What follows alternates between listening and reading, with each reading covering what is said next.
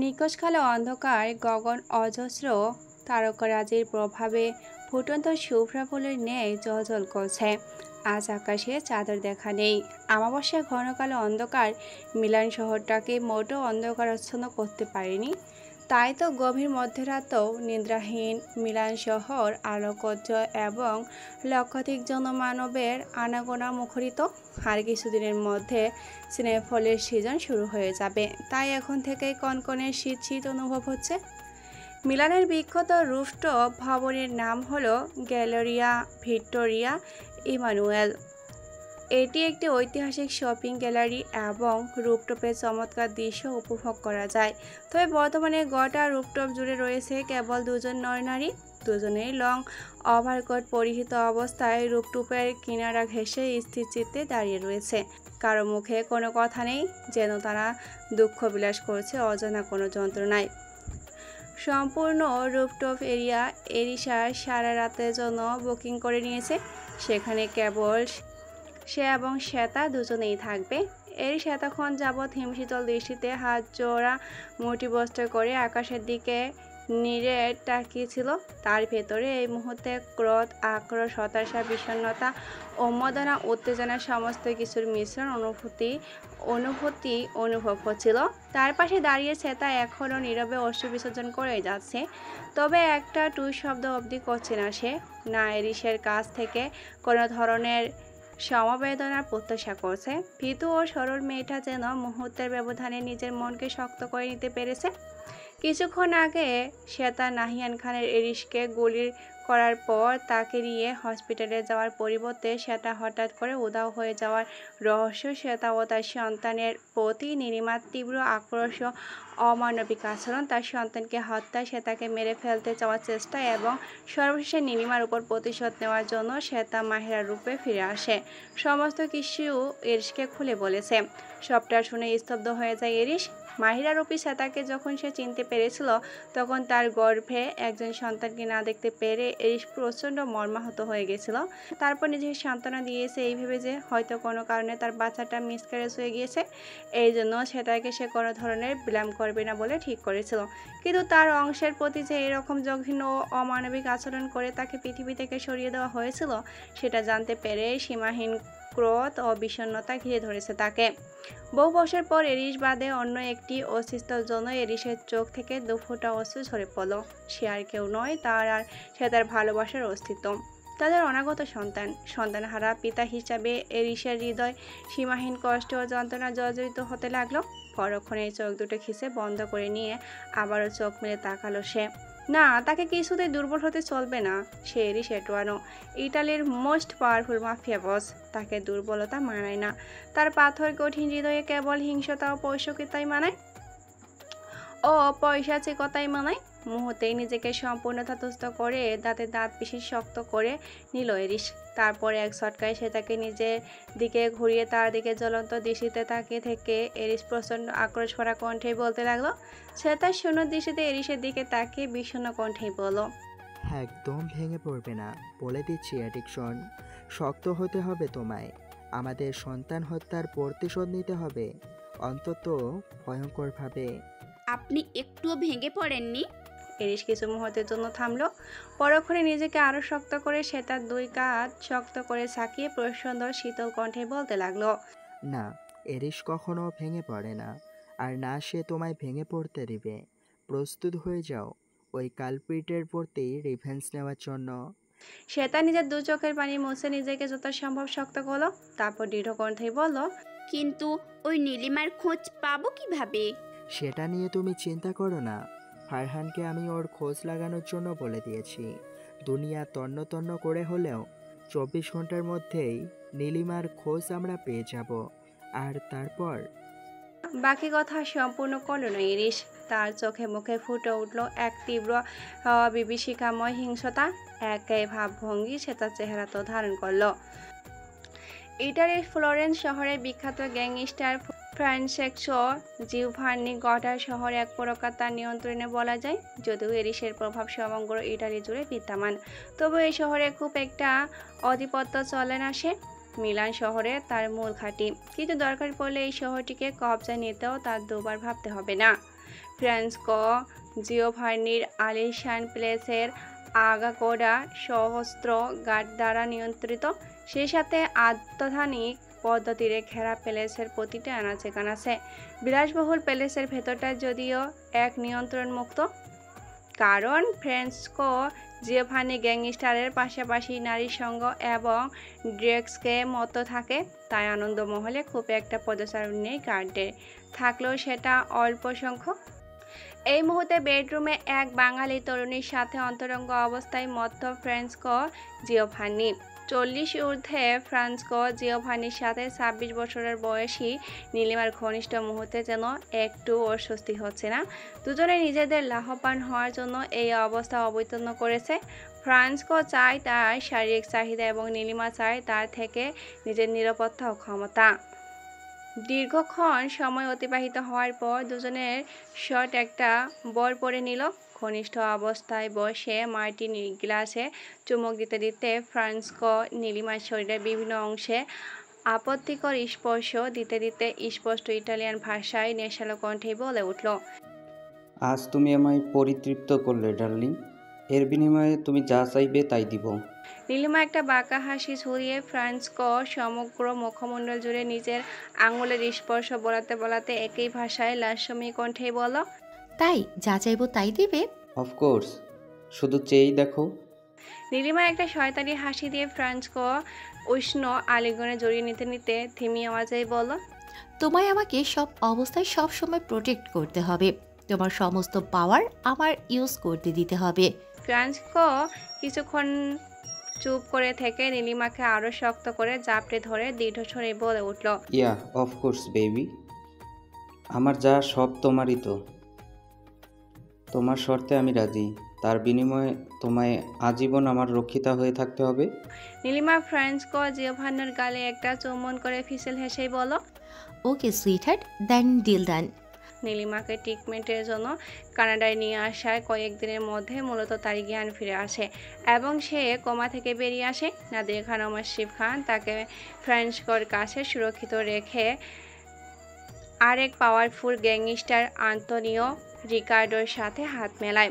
এদিকে নীলিমা তার বাবা মায়ের সাথে যোগাযোগ করতে ব্যর্থ হওয়ায় ফ্রান্সকোর দেওয়া কুপ্রস্তাবে রাজি হয়ে এইসের কাছ থেকে নিজের বাঁচার পথ সক্ষম করে নেয়। এটাও সে কোনোভাবে জানতে পেরে যায় মাহিরা শেখেই আসল সেতা। পরে রাত্রির প্রথম প্রহরে ফ্রান্সকো সম্পূর্ণ প্লেস ঘিরে ফেলেছে এরিসের সশস্ত্র গার্ড। তবে এতটাই গোপনীয়তা সহকারে তার চারপাশ জুড়ে রয়েছে যেন ফ্রান্সকো কিংবা তার কোনো গার্ডরা কিচ্ছুটি টের পর্যন্ত না পায়। তবে সময় হলে এরিসের নির্দেশে তারা আক্রমণ করতে ঝাঁপিয়ে পড়বে। এরিসের সাথে তার দুজন বর্তমানে আধুনিক লুচিড এরিয়া কারাটিতে অবস্থান করছে। দুজনের পরনে black T shirt, jeans, long hoodie এবং মুখে মাস্ক পরনে। তাদের অতিবিহিত এই মুহূর্তে কয়েকশো মিটার দূরে অবস্থান ফ্রান্সকো ওর প্যালেসের দিকে স্থির। এইসের হাতে সম্পূর্ণ প্লেসের ম্যাপ, তাতে অন্তত বিচক্ষণ ভঙ্গিতে চোখ বুলিয়ে নিচ্ছে তারা। আর একটু পরে আক্রমণের জন্য প্রস্তুত হয়ে পড়বে দুজন।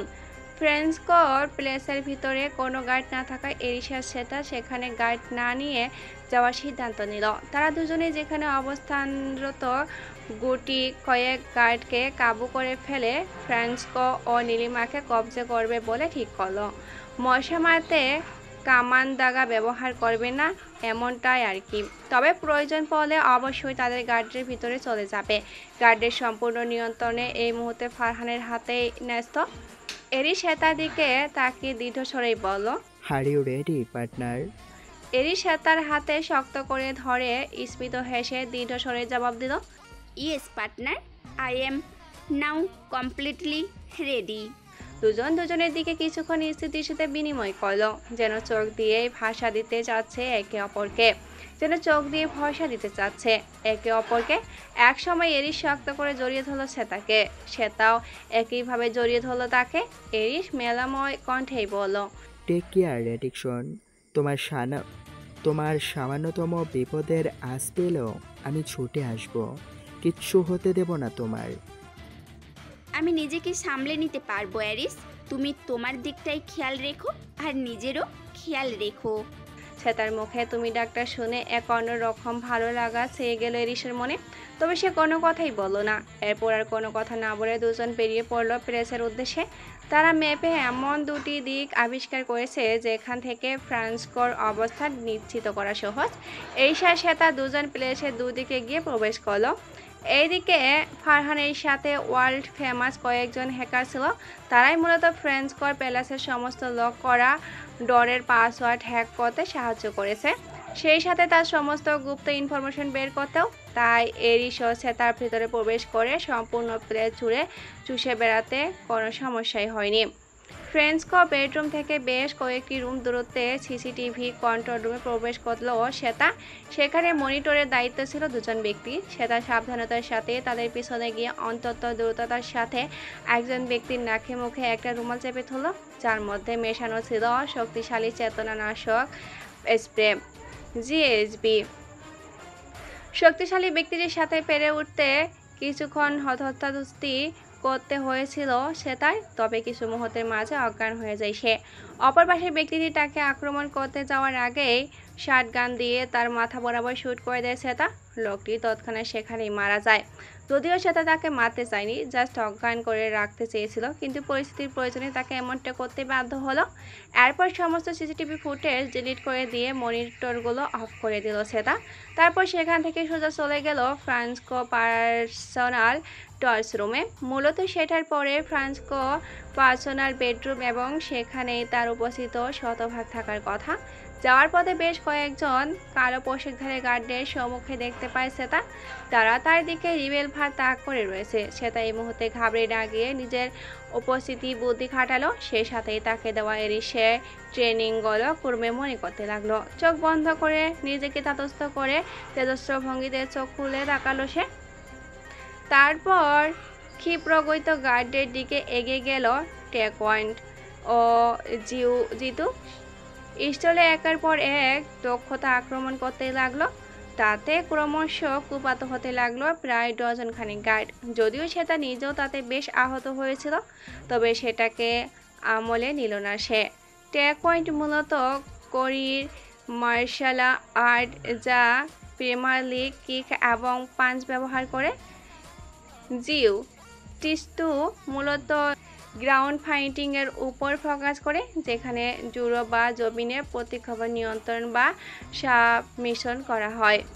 গার্ডগুলোকে কুপাত করে তাদেরকে ফটাফট শুট করে সেখানে মেরে ফেললো শ্বেতা। তারপর টর্চ ছেলে প্রবেশ করলো আরও কিছু গার্ডদের সম্মুখীন হতে লাগলো তাকে। সেখান থেকেও একটা পদ্ধতি প্রয়োগ করে প্রত্যেকটাকে শুট করে মেরে দিল সে। এতে সে নিজেও বেশ জখম ও রক্তাক্ত হয়েছে, তবে দমে গেল না একদমই। তার সম্পূর্ণ শরীর রক্তে ভিজে জপজপে হয়ে গেছে। টর্চের ছেলের ভিতরে অগণিত মানুষের মৃতদেহ এবং খণ্ডাংশ অংশ পড়ে আছে। অন্তত বিভৎসভাবে তাদেরকে মৃত্যু দেওয়া হয়েছে। রক্তে ভরে আছে সম্পূর্ণ ফ্লোর।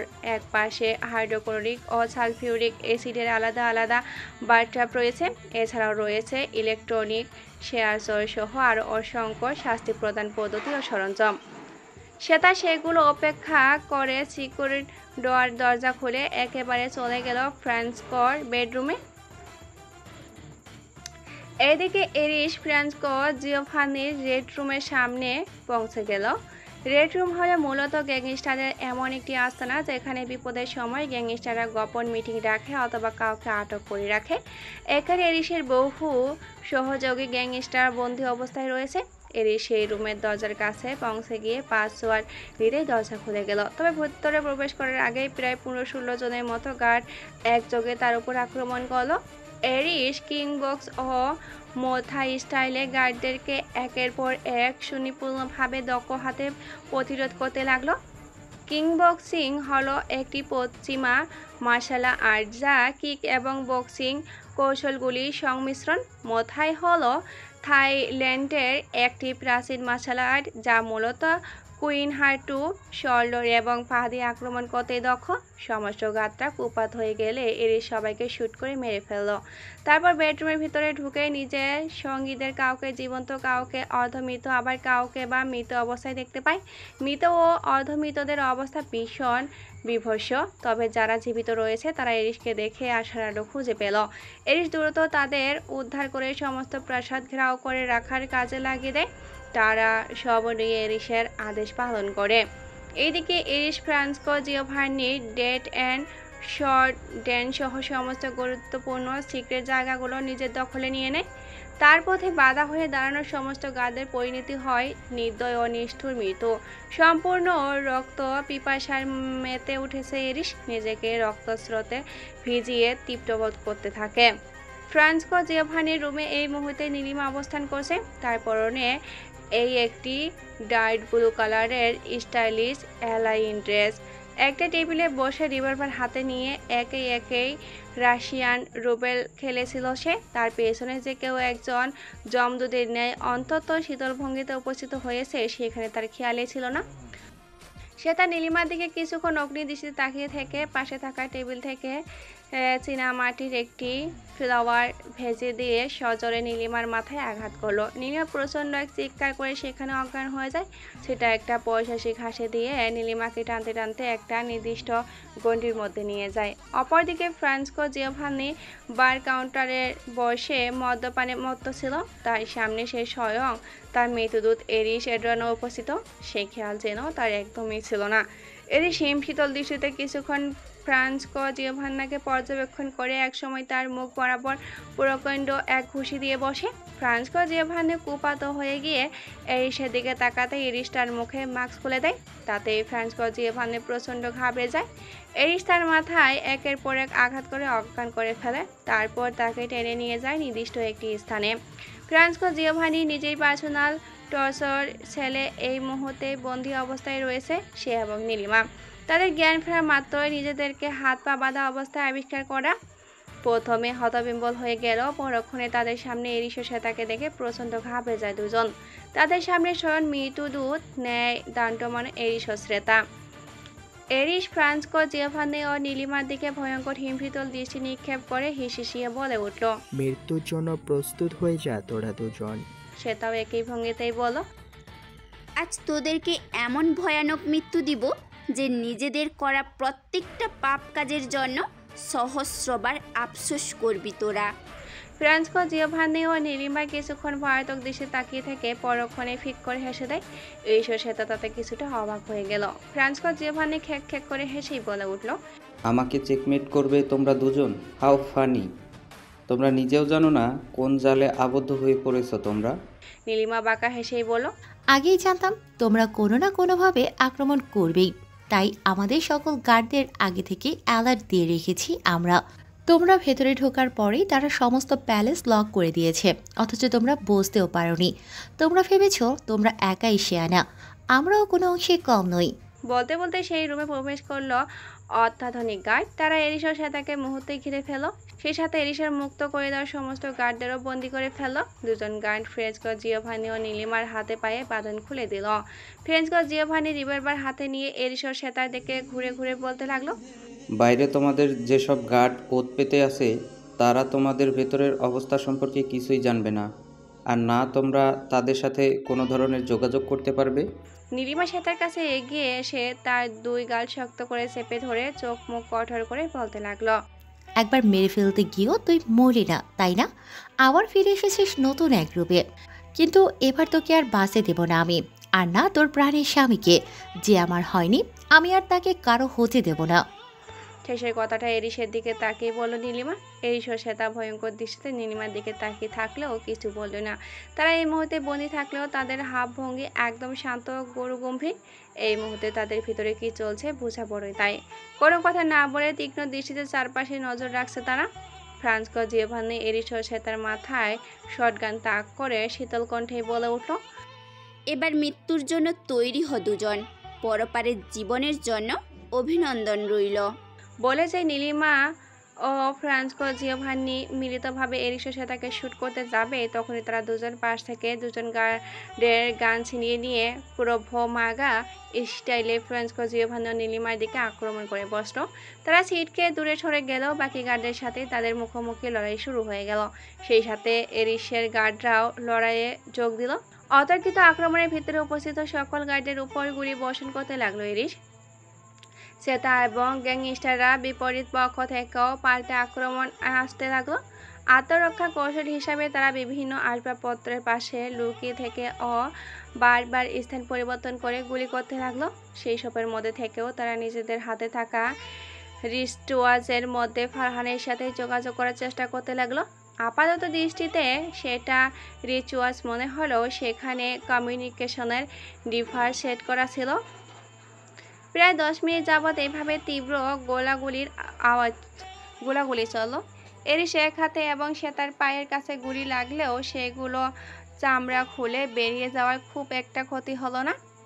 10 মিনিট অতিবাহিত হয়ে যাওয়ার পর সম্পূর্ণ প্লেস ঘিরে ফেলল এরিসের গার্ডরা, যার নেতৃত্বে ছিল ফারহান এবং এরিসের মা মিসেস অনুপমা শেহরিন। মূলত সে রিচওয়াজের মাধ্যমে অনুপমা শেহরিনের কাছে সংকেত পাঠানো হয়েছিল, যেটা অনুপমা শেহরিন সে তাকে গোপনে দিয়েছিল, কিন্তু অনুপমা শেহরিনের নির্দেশে এরিসের কাছে সেটা গোপন করে ফারহানের নামে চালিয়ে দিয়েছিল। এই বিপদের মধ্যে ছেলেকে বাঁচাতে অনুপমা শেহরিন ঝাঁপিয়ে পড়লেন। অনুপমা শেহরিন এরিসের দিকে তাকিয়ে মুচকি হেসেই বললেন, বলেছিলাম না, সুযোগ পেলে ঠিকই তোমার বিপদে ঝাঁপিয়ে পড়ব। শত অবহেলার মধ্যেও মা হিসাবে অন্তত এইটুকু আমার দায়িত্ব। এরিস কিছু না বলে নিমিষে দৃষ্টিতে নিজের মায়ের দিকে তাকিয়েছিল। পরক্ষণে আবারও ছাপিয়ে পড়ল ফায়ারিংয়ে। অনুপমা শেহরিন নিজেও একজন প্রফেশনাল শুটার ছিলেন। তিনিও ছেলে ও ছেলের বউয়ের সাথে পাল্লা দিয়ে শত্রুদের বিপক্ষে লড়ে গেলেন। প্রায় ঘণ্টাখানেক গোলাগুলির পর ফ্রান্সকো জিওভান্নির সম্পূর্ণ প্লেসের মৃত্যু পুরীতে পরিণত হলো। এরিসের কিছু সংখ্যক গার্ড ও গ্যাংস্টার মৃত্যুবরণ করলো। অপরদিকে ফ্রান্সকো জিওভান্নির সমস্ত গার্ডরা মৃত্যুবরণ করলো। শুধু বেঁচে থাকলো ফ্রান্সকো জিওভান্নি ও নীলিমা। এরিসের গার্ডরা তাদের দুজনকে হাঁটু ভেঙে এরিসের শ্বেতার সামনে নত মুখে বসালো। এরিসের শ্বেতা এই মুহূর্তে রক্তস্নান হয়ে গেছে। তাদের দেখলে ভয়ঙ্কর কোনো রক্ত খেকো দানবই মনে হবে। ফ্রান্সকো জিওভান্নি নিজেদের দাম্ভিকতা বজায় রাখতে এখন এরিসের সামনে মাথা নেওয়াতে নারাজ। তবে নীলিমা চতুরতার সাথে নিজেকে বাঁচাতে শ্বেতার পায়ের কাছে পড়ে গিয়ে তার কাছে ক্ষমা ভিক্ষা চাইতে লাগলো। তারপর মিথ্যা কান্না করতে করতে সে বলল, আমায় প্লিজ ক্ষমা করে দাও শ্বেতা। আমি তোমার আর তোমার সন্তানের সাথে অন্যায় করেছি, কিন্তু তুমি তো অনেক ভালো। তুমি প্লিজ আমায় ক্ষমা করে দাও। এরিস শ্বেতার দিকে তাকে অন্তত শীতল কণ্ঠেই বলল, চাইলে এই কিটের প্রতি আমি প্রতিশোধ নিতে পারি, আমার সন্তান হত্যার জঘন্য প্রতিশোধ। তবে আমি চাই তুমি সন্তান হত্যার জঘন্য প্রতিশোধ তবে আমি চাই তুমি আজকে এর প্রতিশোধ নাও। তোমার নিজের আর আমাদের সন্তানের প্রতি হওয়া অন্যায়ের ভয়ঙ্কর প্রতিশোধ নাও। শ্বেতা হিমশীতল দৃষ্টিতে নীলিমার দিকে তাকিয়ে তার চুলের মুঠি ধরে নিজের দিকে ফিরতে দাঁতের দাঁত পিষে হিংস্র কণ্ঠেই বলল, আমি একটুও ভালো নই, অত্যন্ত খারাপ। আমি এক রক্তপিপাসু অতি মানবী, আর আমায় এটাতে রূপান্তরিত করেছিস তুই। আমার অস্তিত্ব বিলুপ্ত করে দিয়ে আমার সন্তানকে নিষ্ঠুরভাবে হত্যা করেছিস তুই। তোকে ক্ষমা করলে যে আমার সন্তানের প্রতি অবিচার করা হয়ে যাবে, আর আমি এটা কিছুতেই হতে দিব না। পরে নীলিমার গালে একের পর এক শক্ত থাপড় মারতে লাগলো শ্বেতা। তারপর তাকে মেঝেতে ছুঁড়ে ফেলে দিয়ে তার শরীরে একের পর এক তীব্র কেক দিতে লাগলো সে। তারপর তার চুল টেনে ধরে নিয়ে তার মাথা দেওয়ালের সাথে তীব্র গতিতে বাড়ি দিতে দিতে আঘাত করতে লাগলো। মাথা ফেটে চৌচির হয়ে এবং সমস্ত শরীর থেকে অনর্গল রক্ত ঝরতে লাগলো নীলিমার। তার তীব্র আর্তনাদ প্লেসের প্রতিটি কণায় কণায় প্রকম্পিত হয়ে প্রতিধ্বনিত হতে লাগলো। এরিস সহ বাকিরা স্থির দৃষ্টিতে সেদিকে তাকিয়ে রইল।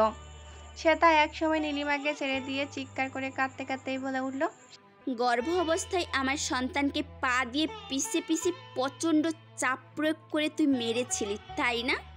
কতটা কষ্ট হয়েছিল ওই নিষ্পাপ ছোট্ট প্রাণের। কেন এমনটা করেছিলি ওর সাথে? কি ক্ষতি করেছিল ও তোর? কেন ওকে দুনিয়া থেকে সরিয়ে দিলি? সে তার আর্তনাদ ক্রমশ হিংসতায় বদলে যেতে লাগলো। নীলিমাকে আবারও টানতে টানতে প্লেসের মধ্যখানে নিয়ে আসলো সে। তারপর ফারহানকে কিছু একটা ইশারা করতেই সে তার হাতে একটি সুইচ বোর্ড এগিয়ে দিল। সে তার নীলিমার দিকে ক্রোধ দৃষ্টি তাকিয়ে পয়সাসিক হাসি হেসে বলে উঠল, আজ আমি তোকে একইভাবে মৃত্যু দিব যেভাবে তুই আমার সন্তানকে দিয়েছিলি। দেখ, সীমাহীন চাপে দেহটা পিষ্ট হয়ে গেলে ঠিক কেমন লাগে। Happy journey for the hell. কথাটা বলে শ্বেতা একটি নির্দিষ্ট সুইচ টিপে দিতেই প্লেসের উপর থেকে প্রকাণ্ড এক লোহার সরঞ্জাম সোজা গিয়ে পড়ল নীলিমার দেহের উপর। মুহূর্তেই সম্পূর্ণ দেহটা থেতলে গেল তার। নীলিমা তীব্র আর্তনাদ সমস্ত প্রসাদের মাঝে মুহূর্তেই মিলিয়ে গেল। অনর্গল রক্তে ভেসে গেল সমস্ত ফ্লোর। সকলে দু চোখ হিসে বন্ধ করে নিল। শুধু চোখ খুলে রাখলো শ্বেতা ও এরিস। প্রাণ ভরে উপভোগ করলো সেই নির্মম দৃশ্য। অপরদিকে ফ্রান্স গজিয়ে ভান্ন নীলিমার পরিণতি দেখে এবার ভীষণ ভয় হতে লাগলো। সে এরিসের কাছে বারবার ক্ষমা চাইতে লাগলো, কিন্তু এরিস তো তার শত্রুকে কখনোই ক্ষমা করে না। তাই তার দেহটা তার টর্চার সেলে নিয়ে গিয়ে সালফিউরিক অ্যাসিড ভর্তি পিসিডিএফ দিয়ে বানানো বাথটাবে ফেলে দিল এরিস। মুহূর্তেই তার তীব্র আর্তনাদে ছেয়ে গেল তার প্লেস। কিছুক্ষণের পরে তার সমস্ত মাংস ও হাড় গলে গলে ভয়ঙ্কর মানব বিধ্বস্ত সালফিউরিক অ্যাসিডের অন্তরালে। এরিস নির্লিপ্ত শান্ত চোখে তা অবলোকন করে এক পৈশাচিক হাসি দিল। এদিকে দক্ষযজ্ঞের পালা সমাপ্ত হলে এরিস, শ্বেতা সহ বাকিরা সবাই এড্রিয়ানোর প্লেসের দিকে রওনা দিল। একটি গাড়িতে শ্বেতা ও এরিস এবং অপর গাড়িতে বাকিরা অবস্থান করছে। শ্বেতা ও এরিস দুজনের হাতে পায়ে ব্যান্ডেজ করা, তাদের ড্রেস আপ বেশ পরিপাটি অবস্থায় রয়েছে। এদিকে গাড়ির মধ্যে থেকেও সেটা হঠাৎ কেমন করতে শুরু করলো, কিছুটা ছটফট করতে থাকলো সে। এরিস বিচলিত হয়ে তাকে জিজ্ঞাসা করলো, আর ইউ ওকে ডিকশন? সেটা ছটফট করতে করতেই বলো, আমার কেমন যেন নিজেকে মাতাল মাতাল লাগছে অ্যারিস। এমন মনে হচ্ছে আমি ধীরে ধীরে নিজের ওপর নিয়ন্ত্রণ হারিয়েছি। তারপর হঠাৎ কিছু একটা মনে পড়তেই নিজের ডান হাতের কবজির দিকে তাকালো সে। সেখানে একটি সূক্ষ্ম ছিদ্র দেখা যাচ্ছে। পরক্ষণে কিছু একটা ভেবে তার ভুরজোড়া শিথিল হয়ে উঠল। অস্থির কণ্ঠে এরিসের উদ্দেশ্যেই বলো, ফাইটিংয়ের সময় ওখানকার মধ্যে কেউ একজন আমার হাতে ইঞ্জেকশনের মাধ্যমে ড্রাগস পুশ করেছিল অ্যারিস, এই জন্য আমার এমন লাগছে। শ্বেতার কথা শুনে এরিস অবাক হয়ে তার দিকে তাকিয়ে রইল। তারপর দ্রুত গাড়ি ইউটার নিয়ে একটা হোটেলের উদ্দেশ্যে ছুটে গেল সে। সেই সাথে ফারহানকে মেসেজ করে তাকে অনুসরণ করতে নিষেধ করলো। এদিকে শ্বেতা ক্রমশ উত্তেজিত ও মাতাল হয়ে উঠেছে। এরিস তাকে বুকে জড়িয়ে নিয়ে দ্রুত একটি হোটেলে গিয়ে রুম বুক করলো। মূলত শ্বেতাকে সেখানকার কোনো একজন গার্ড জোহেম্বরের ড্রিঙ্কস পুশ করেছিল, যা মূলত আফ্রিকান গাছের ছাল থেকে তৈরি হয় এবং একটি রক্ত সঞ্চালন বাড়ায় ও যৌন উত্তেজনা বৃদ্ধি করে। এটি মূলত 2 থেকে 4 ঘন্টা পর্যন্ত স্থায়ী থাকে। আক্রান্ত ব্যক্তি ক্রমশ বিপরীত লিঙ্গের সাথে শারীরিক সম্পর্ক স্থাপনের জন্য উত্তেজিত হয়ে পড়ে। সে তার অবস্থাও ঠিক তাই হয়েছে। হোটেল রুমে শ্বেতাকে নিয়ে এসে বেড়ে শুয়ে দিতে সেটা আচমকা অদ্ভুত এক নেশালো দৃষ্টিতে এরিসকে পর্যবেক্ষণ করতে থাকে। দু হাতে তার গলা জড়িয়ে ধরে ক্রমশ তার ঠোঁটে সমগ্র মুখমণ্ডল গলা ঘাড় অজস্র চুম্বন করতে থাকে। সেই সাথেই 2-1টা বাইটও এঁকে দেয়। এক সময় এরিসের উপরে পোশাক টেনে খুলে ফেলতে চায় সে, তাতে সফলও হয় সে। এরিস শ্বেতা নিজে থেকে তাকে টেনে নেওয়ার অপেক্ষায় ছিল, তবে আজকে এই অবস্থায় পড়ে প্রথমবারের মতো সে কিছুটা বিব্রত হলো। ব্যাপারটা ভাবতেই সে নিজেকে অবাক হচ্ছে, তার আবার এরকম স্বভাব কবে থেকে হলো। তবে শ্বেতার কার্যক্রমে কোনো বাধা দিল না সে। শ্বেতা এরিসের হুডি টি শার্ট খুলে ফেলে দিয়ে তাকে নিজের বিছনায় পড়ে গেল। তারপর তার ঠোঁট জোড়া ক্রমশ প্যাশনেলিটি ডিপ কিস করতে লাগলো। অনেকক্ষণ যাবৎ কিস করার পর তার দিকে তাকিয়ে হাসি কণ্ঠেই বলতে লাগলো, you are like a red strawberry, I feel like eating your up. Eris বাঁকা হেসেই বলল, then eat me up. Shweta একটা বাঁকা হাসি দিয়ে নিজের পোশাকের ওপরাংশ খুলে ফেল। আজ প্রথমবারের মতো এরিসকে সম্পূর্ণ নিজের মতো করে আলিঙ্গন করে নিল সে। গভীর ছোঁয়া সিক্ত করতে লাগলো এরিসের সম্পূর্ণ শরীর। এরিসেও নিজের প্রেয়সীকে গভীরভাবে আলিঙ্গন করতে লাগলো। এভাবেই রাত্রির গভীরতা বাড়ার সাথে সাথেই দুটি দেহ একেবারেই দুজনের সাথে মিশে গেল।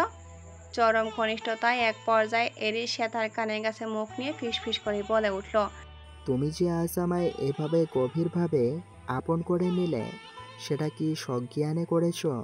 জ্ঞান ফেরার পর মনে থাকবে তো? শ্বেতা এরিসের ঠোঁট চোরায় এক গাঢ় চুম্বন দিয়ে বলল, অফকোর্স মাই সুইট হাজব্যান্ড। বলেই পাতলা চাদরের তলায় আবারও লুটিয়ে পড়ল তারা দুজন। সেই সাথে রুমের সমস্ত পরিবেশ ভরে উঠল দুজন প্রেমোদয়ের গভীর ও উষ্ণ আলিঙ্গনে। এই শোনো না, প্রতিদিন ভালোবাসার নতুন নতুন গল্প পেতে ও শুনতে চাইলে আমাদের আলোর ডায়েরি চ্যানেলটি সাবস্ক্রাইব করে পাশে থাকা বেল আইকনটি বাঁচিয়ে দিও, কেমন? এই সে দুপা ধরে চটপট সালাম করে উঠে দাঁড়ালো শ্বেতা। এটি সদ্য সাওয়ার নিয়ে কালো রঙের পায়জামা পাঞ্জাবি ও টুপি পরে ঈদগাহে যাওয়ার জন্য রেডি হচ্ছিল। কিছুক্ষণ আগে পায়েস ও সেমাই খেয়ে মিষ্টি মুখ করেছিল সে। এখন সেই সোয়া তার ঠোঁটে লেগে আছে, সেই সাথে রয়েছে ঠোঁটের করে মুচকি হাসির রেখা। অবশ্য থাকবে না কেন, সেটা নিজের হাতে তার জন্য রান্না করেছে বলে কথা। কালো রঙের কারুকার্য খচিত আকর্ষণীয় একটা কুর্তি সারারা শেড পরিহিত, সেটা আচমকা এরিসকে সালাম করে তার দিকে হাত বাড়িয়ে দিয়ে বলতে লাগলো, এবার আমার সালামি দিন। এরিস সূক্ষ্ম বাঁকা হাসিতে শ্বেতার কোমর পেঁচিয়ে ধরে তাকে নিজের দিকে ঘুরিয়ে নিয়ে তার দুই বাহু জড়িয়ে ধরে মেলাময় কণ্ঠে বলল, গোটা আমিটাই তো তোমার, সেখানে তোমার আবার আলাদা করে সালামের প্রয়োজন আছে নাকি? সেটা কিছুক্ষণ ফেলফেল দৃষ্টিতে এরিসের দিকে তাকিয়ে থাকলেও পরক্ষণে একটা ডেরি স্মাইল দিয়ে বলতে লাগলো, এসব কথা শুনে আমি গলছি না মিস্টার, আমার সালামি চাই মানে চাই। এরিস তার কপালে চুলগুলো ফু দিয়ে উড়িয়ে দিয়ে তার দু গাল ধরে বলল, তাই বুঝি? তা কত টাকা সালামি চাই আমার বেগমের? সেটা কিছুক্ষণ ভাবুক দৃশ্যে তাকিয়ে থেকে চট করেই বলে উঠল, এই 1,00,000 টাকা হলেই হলো। এরিস অবাক হওয়ার ভান করেই বলল, আরে আমার বউ বলে কি দিনে দুপুরে ডাকাতি করছো? আমায় হার্ট অ্যাটাক করিয়ে মারার চিন্তা ভাবনা আছে নাকি? সেটা মুখ ভেংসি কেটেই বলল, ঢং বাদ দিয়ে তাড়াতাড়ি আমার টাকাটা দিন। আমি জানি 1,00,000 টাকা আপনার জন্য কোনো ম্যাটারই করে না, ওইটা তো আপনি রোজ কত না কত কাজে উড়িয়ে দেন। তার চেয়ে ভালো একটা মঙ্গলজনক কাজে ব্যয় করলে সব পাবেন। এরিস পুরো কুচকে তাকিয়ে বলে উঠল, তাই বুঝি? তা কি সেই মঙ্গলজনক কাজটা শুনি? সেটা ইতস্তত ভঙ্গিতেই বলল, এত কিছু আপনাকে খুলে বলতে যাব কেন আমি? দিলে দিন, না হলে। সেটার কথা সম্পূর্ণ করতে না দিয়ে এরিস হঠাৎ শান্ত কণ্ঠেই বলে উঠল, আমি জানি তুমি এতিমখানায় দান করার জন্য টাকাটা নিতে চাচ্ছিলে, ওটা আগেই দেওয়া ডান হয়ে গেছে। আর সেই সাথে ঈদ উপলক্ষে তোমায় একটা সারপ্রাইজ দেওয়ার আছে। এই সে কথা শুনে সেটা অবাক হয়ে তার মুখপানে তাকিয়ে রইল। তারপর উচ্ছ্বসিত কণ্ঠে জিজ্ঞাসা করলো, কি সারপ্রাইজ? তুমি এতিমখানায় টাকা দান করতে চেয়েছিলে, আর আমি তোমার জন্য একটা গোটা এতিমখানাই বানিয়ে দিয়েছি। এখন থেকে সেখানে নিয়মিত দান খয়রাত করতে পারবে তুমি। সে তার খুশিতে বাকরুদ্ধ হয়ে গেল। তারপর ইরিশকে শক্ত করে জড়িয়ে ধরে সে ভেজা কণ্ঠেই বলতে লাগলো, আমি কিছু বলার আগেই সব কিছু কীভাবে বুঝে যান আপনি? আর আমার ইচ্ছে এত কদর করেন কেন শুনি? এরিসা তাকে আলতো হাতে জড়িয়ে নিয়ে তার মাথায় একটা চুমু খেয়ে বলতে লাগলো, কারণ তুমি যে আমার এডিকশন, আমার সমস্ত অস্তিত্ব যে তোমার উপর নির্ভরশীল। সে তা অস্পষ্ট কণ্ঠেই বলল, ভালোবাসি অ্যারিস। এরিসা তার কপালে দাঢ় একটা চুম্বন করে হাসি কণ্ঠেই বলো, ভালোবাসি এডিকশন। তারপর কি ভেবে এরিসা আবারও সে তাকেই বলে উঠল, এবার আমার রিটার্ন গিফট দাও তো। সেটা অবাক হয়ে তার দিকে তাকিয়ে জিজ্ঞাসা করলো, রিটার্ন গিফট? এরিস সে তার দিকে নিজের মুখে এগিয়ে নিয়ে বলল, যেখানে ইচ্ছে ভালোবাসার পরশ এঁকে দাও। সেটা প্রশান্ত হেসে এরিসের কপাল, দুগাল, নাক, ঠোঁট ও চিবুক হালতা করে কয়েকটা চুমুন এঁকে দিল। এরিসের সাথে সমস্ত মুখমণ্ডল গাঢ় অনেকগুলো গাঢ় চুম্বন এঁকে দিল।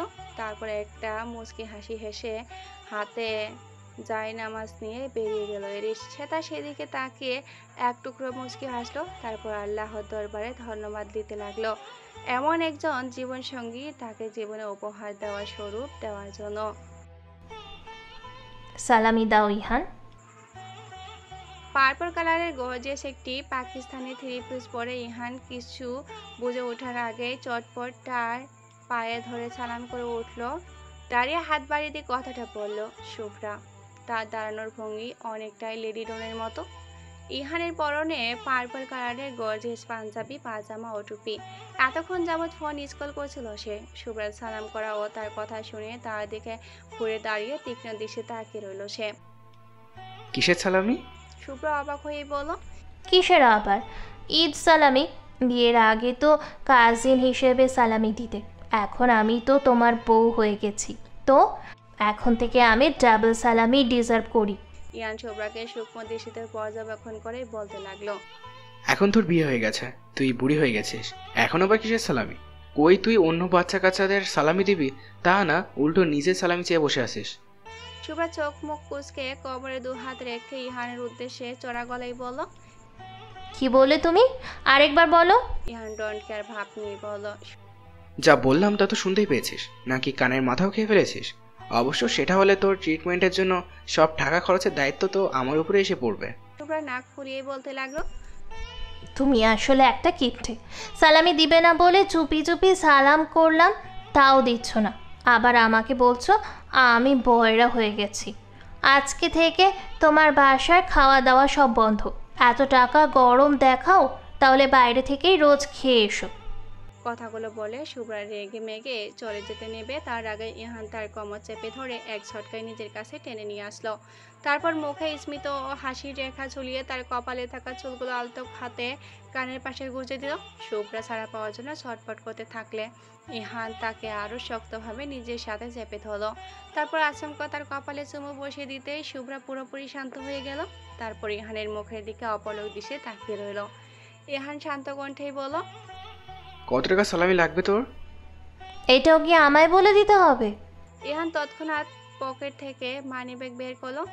এক বান্ডিল নোটের মধ্যে থেকে প্রায় অর্ধেক বের করে শুভ্রার হাতে দিতে যাবে, ঠিক তখনই শুভ্রা তার সম্পূর্ণ মানিব্যাগ ছো মেরে কেড়ে নিয়ে উল্টো দৌড় দিল।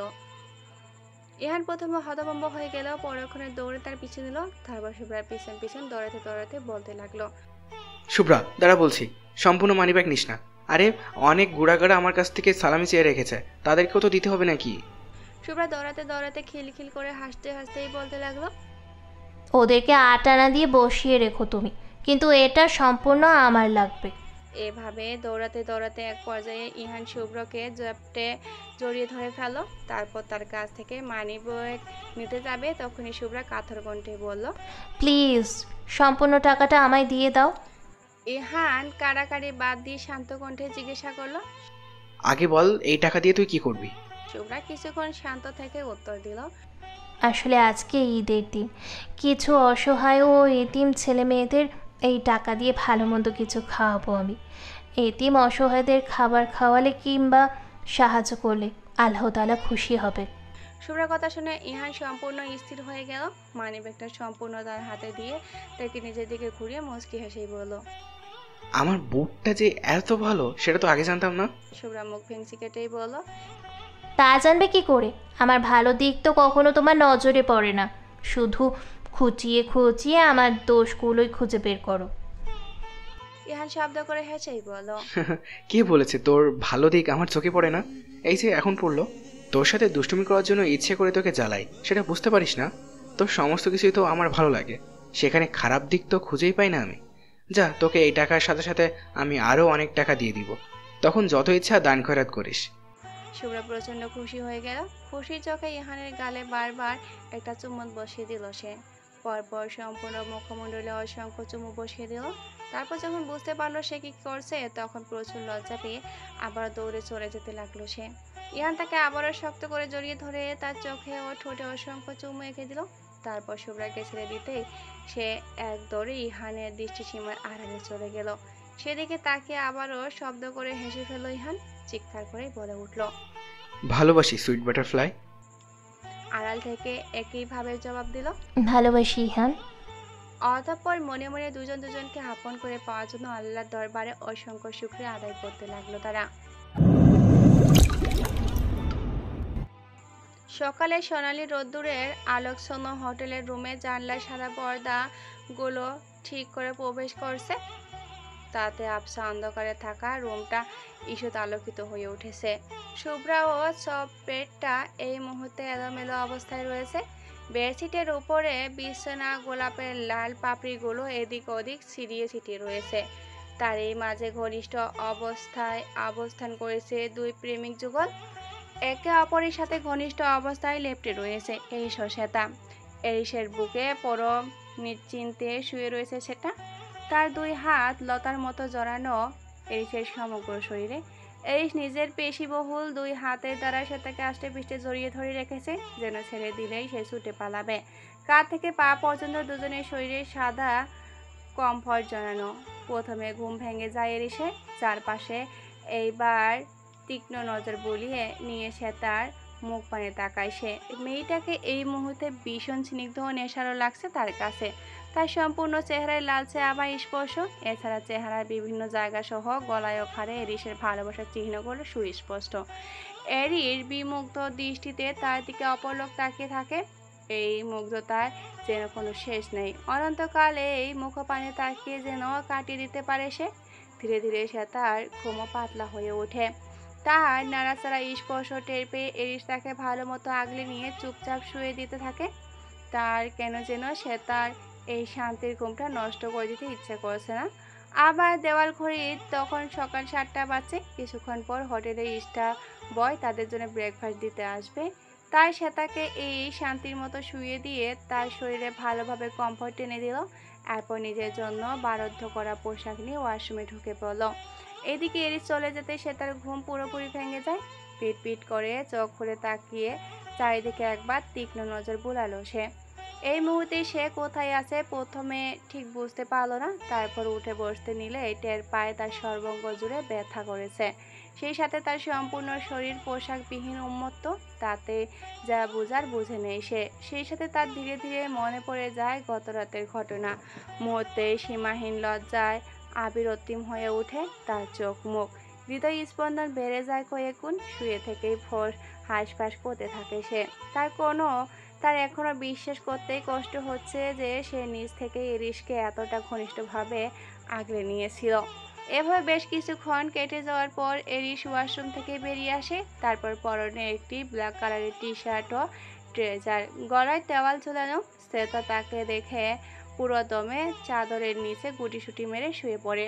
সেটা দেখে এরিস একটা বাঁকা হাসি দিয়ে ড্রেসিং টেবিলের সামনে গিয়ে চুল আঁচড়াতে থাকে। সেটা চাদর তুলে আর চোখে তাকে অবলোকন করতে থাকে।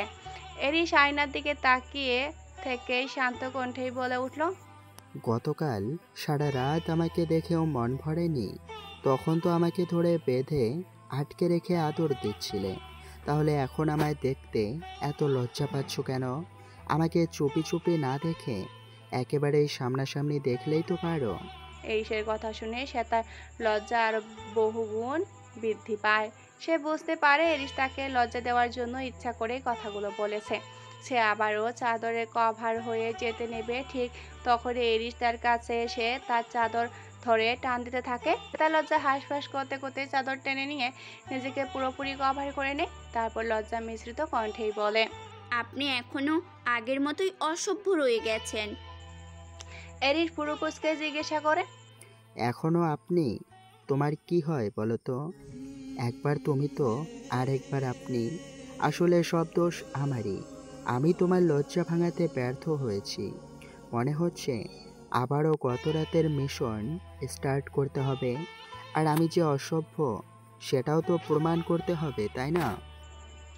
বলে এরিস আবারও সাঁতার কাছাকাছি গিয়ে তার কোমর পেঁচিয়ে ধরে একদম নিজের কাছে টেনে নেয়।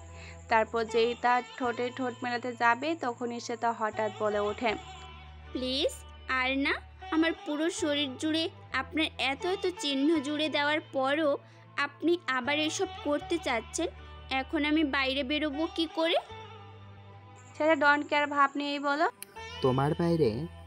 তোমার বাইরে বেরোনোর কি দরকার? তোমার থাকার জন্য আমার বিশাল হৃদয় তো রয়েছে। সেখানে আরামসে থাকতে পারবে তুমি। শ্বেতা মুখ ভেঙচি কেটেই বলল। হুম, হয়েছে হয়েছে, আর ফ্ল্যাট করতে হবে না। এরিস সিরিয়াস ভঙ্গিতেই বলল। Like seriously? আমি ফ্লার্ট করছি, তাও আবার নিজের বউয়ের সাথে? How funny. তারপর নিজের গলা, ঘাড় আর চিবুকের অংশ শ্বেতাকে দেখিয়ে এরিস বলে উঠল। আর আমার যে তুমি এই অবস্থা করেছ সেটার কি? সবাই দেখে ফেললে তখন কি হবে? শ্বেতা ঠোঁট চেপে হেসেই বলল। কি আবার হবে? সবাই বলবে ইটালির দ্য গ্রেট মাফিয়া বস অ্যারিস এডিয়ানোর সাথে তার বউ এমনটা করেছে। কেউ তো আর জানে না তাদের বস কতটা বউ পাগল। এরিস শ্বেতার নাকে নাক ঘষেই বলল। তাহলে তুমি স্বীকার করছো যে আমি বউ পাগল? শ্বেতা এরিসের গলা দুই বাহু দিয়ে জড়িয়ে ধরে তার মুখের কাছে নিয়ে লাস্যময়ী কণ্ঠেই বলল। Of course my husband is a serious বউ পাগল। এরিস শ্বেতাকে চাপটে জড়িয়ে নিয়েই বলল। আর আমার বউও কিন্তু কম না, সেও কিন্তু আস্ত এক জামাই পাগল। অন্তত গত রাতের পর থেকে আমার এই কথাটা বিশ্বাস হয়ে গেছে। মুহূর্তে শ্বেতার চোখ মুখ আরও লজ্জায় লাল হয়ে যায়। তাকে লজ্জায় ব্লাশ করতে দেখে এরিস বাঁকা হেসেই বলে। কিন্তু আমার মনে হয় গতকাল রাতে তুমি আমায় আপন করে নিয়েছো কেবলই নেশার ঘরে। ওই ড্রাগস না দিলে বোধ হয় তুমি আমার কাছেই আসতে না। শ্বেতা এরিসের দিকে চট করে তাকিয়ে তীব্র কণ্ঠেই বলল। মোটেও না, নেশায় না থাকলেও আমি এমনটাই করতাম। এরিস শ্বেতার মুখের কাছাকাছি মুখ নিয়ে হাসি কণ্ঠেই বলল। তাহলে প্রমাণ করে দাও। শ্বেতা আটকে উঠেই বলল। এখনই? শ্বেতার চোখ মুখের অবস্থা দেখে এরিসের ভীষণ হাসি পেল। তবু সে হাসি চেপে রেখে বেশ গম্ভীর কণ্ঠেই বলল। হ্যাঁ, এখনই। শ্বেতা অসহায় মুখেই বলল। অন্য একদিন করলে হয় না? প্রমিস, আমি আমার কথা রাখবো। এরিস আর কিছু বলতে যাবে ঠিক তখনই দরজায় কলিং বেল বেজে উঠল। এরিস বিরক্ত মুখে উঠে গিয়ে দরজা খুলতেই দেখতে পেল একজন স্টাফ বয় ট্রেতে করে খাবার নিয়ে এসেছে। এরিস খাবার নিয়ে তাকে ধন্যবাদ জানিয়ে রুমে ফিরে এলো। তারপর সে তার উদ্দেশ্যেই বলল। যাও, দ্রুত রেডি হয়ে ফ্রেশ হয়ে নাও। আজকে তোমায় আমি নিজের হাতে শাড়ি পরাবো। শাড়ি পরানোর কথা শুনে শ্বেতা কিছু মুহূর্তে চুপ থেকে তড়িঘড়ি করেই বলল। থাক বাবা, আপনাকে আমায় শাড়ি পরানোর কোনো দরকার নেই। একবার মনে আছে ভার্সিটিতে থাকাকালীন আমার কোমরের একাংশ ওই বাস্টেড শাওন দেখে ফেলেছিল বলে আপনি আমার কোমর সিগারেট দিয়ে পুড়িয়ে দিয়েছিলেন, তারপর আবার নিজেই মলম লাগিয়ে চিকিৎসা করেছিলেন। সেটার কথা শুনে এরিস মুহূর্তের মাঝে স্তব্ধ হয়ে গেল। নিমিষের দৃষ্টিতে শ্বেতার দিকে তাকিয়ে রইল সে। অপরদিকে শ্বেতা যখন বুঝতে পারলো সে কি বলেছে তখন সে হতভম্ব দৃষ্টিতে এরিসের দিকে তাকিয়ে রইল। এই জুতো তার কাছে ছুটে এসে তার দুই বাহু জড়িয়ে ধরে প্রচণ্ড উত্তেজিত কণ্ঠে বলতে লাগলো। একটু আগেই কি বললে তুমি? আবার বলো। তোমার অতীতের সমস্ত স্মৃতি মনে পড়েছে? এরিসকে এইভাবে উত্তেজিত হতে দেখে শ্বেতা কিছু সময় চুপ থেকে তারপর মাথা দুলিয়ে সম্মতি জানালো। এরিস তৎক্ষণাৎ তাকে জাপটে বুকের সাথে জড়িয়ে নিল। তারপর বিড়বিড় করে ভেজা কণ্ঠেই বলতে লাগলো। আমি খুব খুশি হয়েছি তোমার স্মৃতি ফিরে আসার কথা শুনে।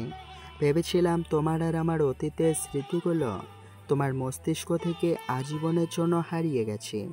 আমি খুব করে চেয়েছিলাম সেগুলো আবার ফিরে আসুক, আর আজ সেটাই সম্ভব হয়েছে। সে তাও এরিসকে জড়িয়ে ধরে আলুপ্ত কণ্ঠে বলতে লাগলো। আমিও চাই আমাদের কোনো স্মৃতি যেন আমাদের জীবন থেকে আর কখনো হারিয়ে না যায়। দুঃখের স্মৃতিগুলো চলে যাক, সুখের স্মৃতিগুলো আর জীবন। এরিস তার কপালে চুমু খেয়ে তারপর উঠে গিয়ে কাউচে রাখা একটি প্যাকেট হাতে তুলে নিল। সেখানে একটি ল্যাভেন্ডার কালারের হাফ সিল্ক ভিক্টোরিয়ান শাড়ি ছিল। এরিস তার দিকে তাকিয়ে আবেগ জড়ানো কণ্ঠেই বলতে লাগলো। যে রঙের পোশাকে প্রথম তোমায় দেখেছিলাম, আজ সেই রঙের পোশাকেই তোমাকে নিজ হাতে সাজাবো আমি। সে তার মনে পড়ে যায় এরিস তাকে সর্বপ্রথম একটি ল্যাভেন্ডার কালারের টপস পরিহিত অবস্থায় ভার্সিটিতে দেখেছিল। তাকে ডেকেছিল ল্যাভেন্ডার কালারের টপস পরা নিয়ে বলে।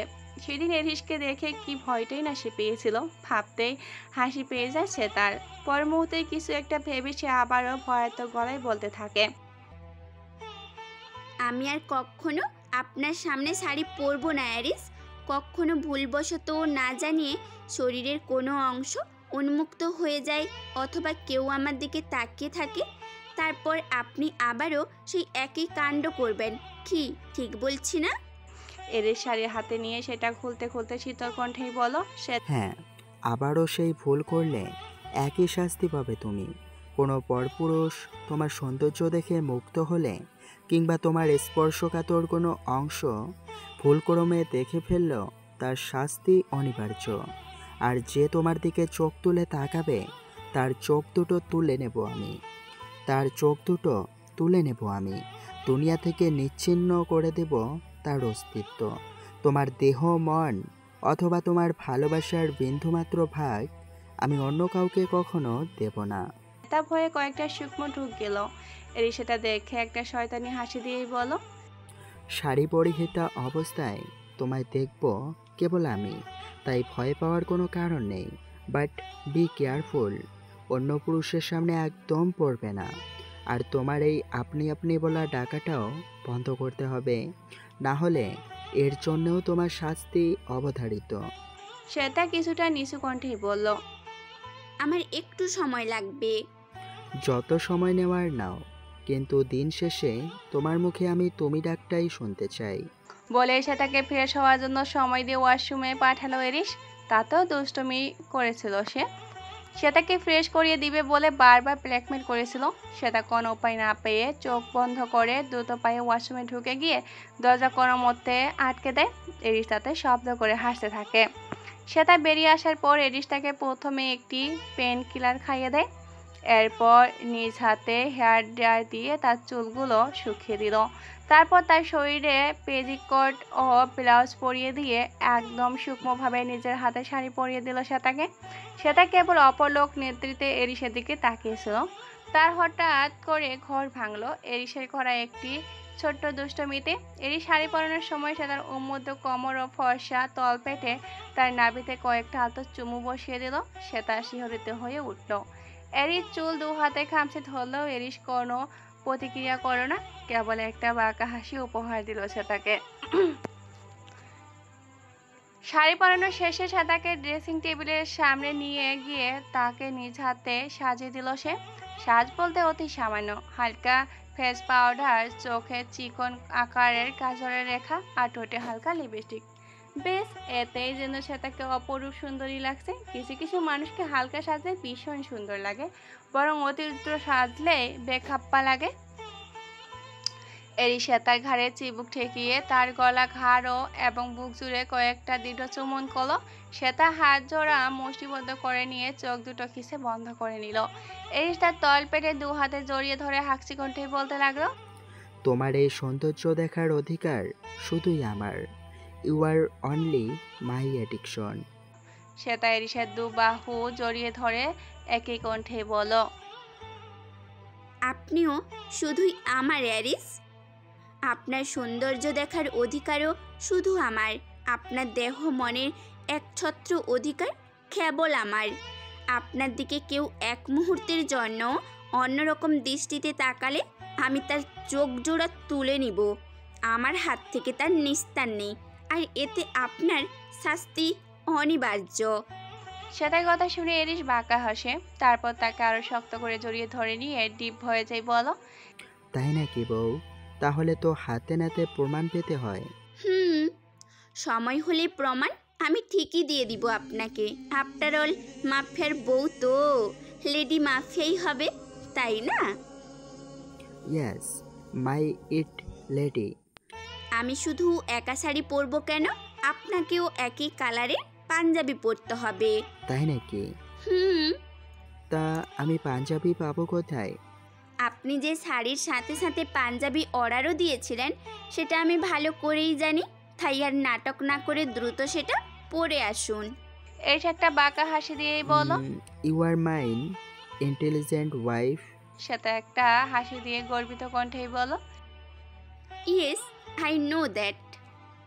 এরিস আর কোনো কথা না বলে দ্রুত নিজের পাঞ্জাবি পরে নিল। তারপর সে তার দিকে এক ভুরু উঁচিয়ে বলল, কি আমাদের একদম পারফেক্ট কাপল লাগছে না? সে তার হাতের ইশারায় পারফেক্ট সাইন দেখিয়ে মুচকি হেসেই বলল, একদম পারফেক্ট। তারপর সে তাকে দুই হাতে জড়িয়ে নিয়ে তার কপালে কপাল ঠেকালো এরিস। এভাবে অনেকটা সময় নিঃশব্দ কেটে গেল। দুজনের ভারী নিঃশ্বাস প্রশ্বাস ছাড়া আর কোনো শব্দই শোনা গেল না রুমে। যেন নিঃশ্বাসের তালে তালে হাজারো কথা বিনিময় করছে তারা দুজন। এরপর আরও খুনসুটিতে মেতে উঠল দুই নরনারী, যাদের উষ্ণ আলিঙ্গন ও প্রেমময় আলাপনে অবসিত হয়ে ওঠে চারপাশ। এডানো প্লেসে ফিরে এসে এরিস ও শ্বেতা, সেই সাথে ফারহান, বাকি গার্ডস এবং অনুপমা শেহরিন। লিয়া এবং শ্বেতার বাকি গার্ডরাও অবশ্য তাদের মিশনে গুরুত্বপূর্ণ অবদান রেখেছিল, তাই তারা বর্তমানে একই প্লেসে অবস্থান করছে। প্লেস যথারীতি পূর্বের ন্যায় জকজমকপূর্ণ গম্ভীর হয়ে উঠেছে। অজস্র গার্ডদের অবস্থান সমগ্র এরিয়া জুড়ে। এতে প্লেসে আরও আগের মতো প্রাণ চঞ্চল ফিরে এসেছে। অবশ্য হওয়ারই কথা, প্লেসের আসল মালকিন ও মালিক ফিরে এসেছে বলে কথা। গতকালে গুরুত্বপূর্ণ মিশন শেষ করার পর ড্রিঙ্কসের প্রভাব শ্বেতার শরীরে এখনও বেশ দুর্বল। ডক্টর যথারীতি তার ট্রিটমেন্ট করে যাচ্ছে, এইসব ট্রিটমেন্ট নিচ্ছে। একসময় ঘুমন্ত অবস্থায় শ্বেতাকে বেডরুমে রেখে প্রচণ্ড টানায় থেকে নিজের মায়ের রুমে প্রবেশ করলো এরিস। মিসেস অনুপমা শেহরিন তখন একটি ইজি চেয়ারে বসে উল্টো দিকে ঘুরছিলেন।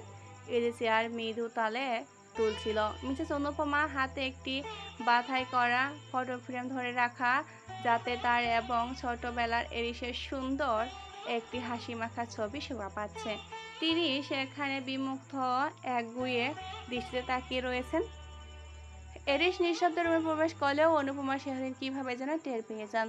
মুহূর্তে দোল খেয়ে থাকা ইজি চেয়ার থেমে যায়। তিনি পিছনে না ফিরে কোমল কণ্ঠে বলে ওঠেন, আমার কাছে এসো আরিস। এই অবাক হলে কোনো কথা বলল না, চুপচাপ মায়ের কাছে গিয়ে দাঁড়ালো। অনুপমা শেহরিন এর দৃষ্টিতে তার দিকে তাকিয়ে রইলেন। তারপর কাঠের কণ্ঠে বললেন, আমার কোলে একটু মাথা রেখে বসবে আরিস। এরিসের পাথর কঠিন হৃদয়টা মুহূর্তের জন্য দলা দিয়ে উঠল। সে আর দ্বিতীয় কোনো কথা না বলে ফ্লোরে হাঁটু ভেঙে বসে তার মায়ের কোলে নিঃশব্দে মাথা রাখলো। অনুপমা শেহরিন তৃপ্তির হাসি সহকারে তার চুলে স্নেহ পরশ বোলাতে লাগলেন। এইভাবে দীর্ঘক্ষণ নীরবতা কেটে যায়। হঠাৎ নীরবতা ভঙ্গ করে এরিস গম্ভীর কণ্ঠেই বলে ওঠে, আমাদের জীবন বাঁচানোর জন্য আপনাকে ধন্যবাদ।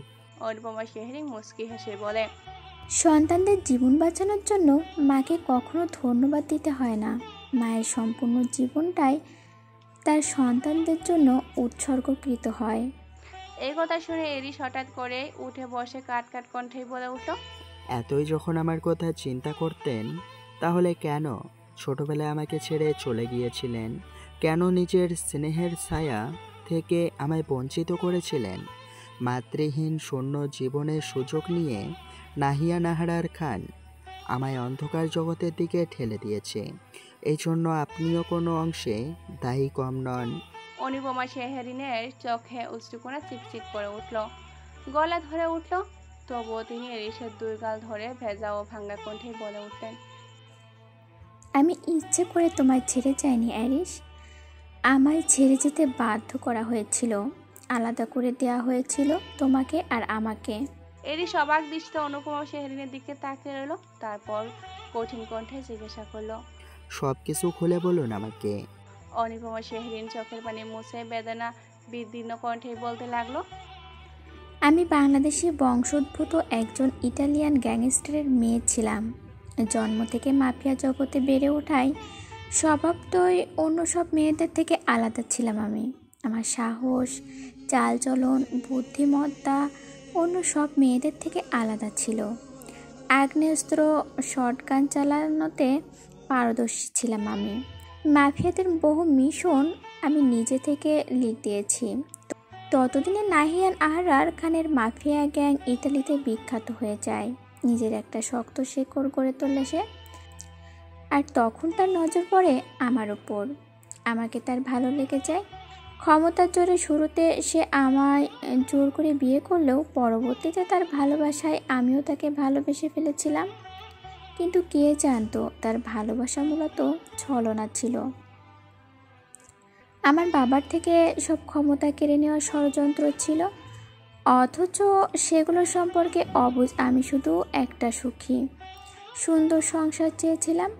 কিন্তু যখন নাহিয়ান আর খানের আসল উদ্দেশ্য সম্পর্কে আমি জানতে পারলাম, ততদিনে অনেক দেরি হয়ে গিয়েছে। আমার বাবা সহ আরও অনেক গ্যাংস্টারদের হত্যা করে বিশাল রাজত্ব কায়েম করেছিল সে। তখন আমি তার বিরোধী হয়ে যাই, তার সাম্রাজ্য ধ্বংস করে দিতে দৃঢ় প্রতিজ্ঞ হই। কিন্তু ততদিনে তুমি আমার কোলজুড়ে এক অবুঝ বালক হিসাবে ছিলে। তোমার দিকে চেয়েও আমি কোনো দৃঢ় পদক্ষেপ নিতে পারিনি। নাহিয়ান আর খানকে আরেকটা সুযোগ দিয়েছিলাম মাফিয়া জগৎ থেকে চিরতরে ফিরে আসার জন্য, কিন্তু সে আমার কথা শোনেনি। আমাকে সন্দেহ করে সে রীতিমতো আমাকে হত্যা করার ষড়যন্ত্রে মেতে ওঠে। আমি অনেক বুঝিয়েও তাকে কিছু বোঝাতে পারিনি। তাই আমি তোমাকে নিয়ে দূরে কোথাও পালিয়ে যাওয়ার সিদ্ধান্ত নিই। এক রাতে তোমাকে নিয়ে পালিয়ে যাওয়ার সময় নাহিয়ান আর খান আমাদের পাকড়াও করে ফেলে। তারপর তোমায় অচেতন করে আমার কাছ থেকে কেড়ে নিয়ে সে রাতেই আমার ক্ষত বিক্ষত করে দিয়ে গার্ডদের আমাকে মেরে ফেলার আদেশ দেয়। কিন্তু গার্ডগুলোর মাঝে কয়েকজন ছিল আমার বাবার বিশ্বস্ত, তারা আমাকে মেরে না ফেলে পালিয়ে যাওয়ার সুযোগ করে দেয়। নাহিয়ান আর খানের কাছে অন্য একটি নারীর বিভৎস মৃতদেহ দেখিয়ে আমাকে মৃত প্রমাণিত করে তারা। এরপর সুস্থ হওয়ার পরে আমি সব কিছু ছেড়ে ছুড়ে আমেরিকাতে পালিয়ে যাই। কিন্তু তোমার টানে আমি বারবার বাংলাদেশে ফিরে আসতে চেয়েছিলাম, অথচ নাহিয়ান আর খানের ভয়ে আর ফিরে আসতে পারেনি। সে তোমার কাছে আর তোমার দাদা দাদুর কাছে বলেছিল আমি নাকি অন্য একজনকে বিয়ে করে সুখের সংসার সাজিয়েছি, অথচ সব ছিল একদম মিথ্যা। এতগুলো বছর ধরে আমি একাকিত্ব আর নিঃসঙ্গতায় পুড়ে মরেছি। অবশেষে দীর্ঘ অনেকগুলো বছর পর আমি আবারও তোমার কাছে ফিরে আসার একটা সুযোগ পেয়েছিলাম। যখনই শুনেছিলাম নাহিয়ান আর খানের সমস্ত ক্ষমতা শেষ হয়ে গিয়েছে এবং সে তোমার হাতে বন্দি হয়েছে, তখনই আমি আমার মোক্ষম প্রতিশোধটা নিয়েছিলাম। তোমার বন্দিশালায় ঢুকে নিজে হাতে হত্যা করেছিলাম ওই নরপশুটাকে। নিজের স্বামী হিসাবে অথবা সন্তানের পিতা হিসাবে আমার এতটুকু আফসোস হয়নি, কারণ আমি হত্যা করেছিলাম এক জঘন্য জানোয়ারকে, আমার বাবার খুনিকে আর আমার ছেলের ধ্বংসকারীকে। কথাগুলো বলতে বলতে অবিরত অশ্রু ঝরে পড়ল অনুপমা শেহরিনের দু চোখ থেকে। এইটে চোখ জোড়া থেকেও কখন যে অনর্গল অশ্রু ঝরে পড়ছে সে নিজেও টের পায় না। একটা সময় দুই মা ছেলে চোখাচোখি হতেই ইরিশ নিচ থেকে তার মাকে শক্তভাবে আলিঙ্গন করে নেয়। বাঁধ ভাঙা কান্নায় মেতে উঠে বহু বছরের বিচ্ছেদের পর আবারও এক হওয়া মা ছেলে। শক্ত ও কঠোর হৃদয়ের অধিকারী এরিশ আজ নিজের মায়ের সামনে নিজেকে সম্পূর্ণভাবে খোলা বইয়ের মতো মেলে ধরে। এভাবে অনেকক্ষণ সময় চলে যাওয়ার পর অনুপমা শেহরিন এরিশকে নিজের সামনে বসিয়ে তার চোখের পানি মুছে দিতে দিতে অন্তত আবেগঘন কণ্ঠে বলে ওঠেন, আমাকে আর আপনি আপনি বলো না বাবা, কেমন ভীষণ কষ্ট হয় আমার। আর আমায় একবার মা বলে ডাকবে এরিশ? এরিশ ছোট বাচ্চাদের মতো অনুপমা শেহরিনকে জড়িয়ে ধরে চিৎকার করে বলে ওঠে, মা, আমার মা, প্লিজ ক্ষমা করে দাও আমাকে। আমি না জেনে তোমার সাথে অনেক অন্যায় আচরণ করেছি। অনুপমা শেহরিনও একইভাবে বলে ওঠেন, এরিশ, আমার এরিশ, আমার কলিজার টুকরা ছেলে, তুমি যা করেছো সবটা পরিস্থিতির শিকার হয়ে করেছো। আর মায়ের কাছে সন্তানের কোনো অপরাধ হয় না, তুমি সবসময় আমার কাছে নিষ্পাপ।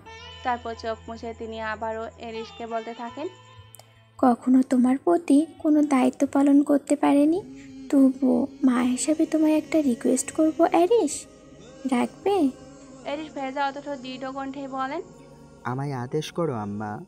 অনুপমা শেহরিন এরিশের মাথায় স্নেহর হাত বোলাতে বোলাতে স্নিগ্ধ কণ্ঠেই বলেন, তুমি এই মাফিয়া জগৎ ছেড়ে দাও এরিশ। এখানকার পাপ আর ধ্বংসের খেলা তোমায় মোটেও শান্তিতে থাকতে দেবে না। তোমায় আর শ্বেতাকে একটা সুস্থ স্বাভাবিক জীবন দিতে পারবে না। সেটা সম্পূর্ণ সত্যিটাও আমি জানি। তুমি এখনও তোমার বাবার মতো সম্পূর্ণরূপে জানোয়ারে পরিণত হওনি। তার আগেই বলছি, ওই ভয়ঙ্কর পাপের জগৎ থেকে ফিরে এসো। তারপর আমাদের সবাইকে নিয়ে একটা সুখী সুন্দর পরিবার সাজাও। এরিস দীর্ঘক্ষণ অনুপমা শেহারিনের মুখের দিকে তাকিয়ে চুপ করে থাকে। অনুপমা শেহারিন উত্তরের আশায় তার মুখ পানে চাতক পাখির মতো তাকিয়ে থাকেন, কিন্তু এরিস কোনো কথা না বলে অনুপমা শেহারিনের নিজের দুই হাত দিয়ে শক্ত করে চেপে ধরে, তারপর তার দিকে তৃপ্ত দৃষ্টিতে তাকিয়ে থাকে। মিসেস অনুপমা সেটাকে এরিসের ভরসার আশ্বাস হিসাবে ধরে নেন, তাই তার ঠোঁটের কোণে ফুটে ওঠে একটা তৃপ্তিকর প্রাণবন্ত হাসি। প্রেগন্যান্সির রিপোর্ট হাতে নিয়ে হসপিটালের বাইরে দাঁড়িয়ে আছে শুভ্রা। এখনও রিপোর্টটার দিকে অপরিত নজর বুলিয়ে যাচ্ছে সে, যেন রিপোর্টে থাকা বাক্যগুলো সে এখনই বিশ্বাস করতে পারছে না। তবে একটা তীব্র খুশি আর আনন্দ তার মনের মাঝে উতাল পাতাল করে ফেলছে। এখনও তীব্র খুশিতে তার শরীর উত্তেজনায় থরথর করে কাঁপছে। কয়েকদিন যাবৎ মাথা ঘোরা, বমি হওয়া, খাবারের প্রতি অনীহা সহ শুভ্রার বিভিন্ন প্রেগনেন্সিজনিত উপসর্গ দেখা যাচ্ছিল। ব্যাপারটা সম্পর্কে ভালোভাবে বুঝতে না পেরে সে প্রথমে প্রেগনেন্সি কিট ব্যবহার করে নিশ্চিত হয়নি। অন্য কোনো সমস্যা ভেবে ডক্টরের চেম্বারে গিয়েছিল সে, আর তারপর রিপোর্ট হাতে পেয়ে যেন উপচে পড়া খুশি ধরা দেয় তার সমস্ত দেহ মনে।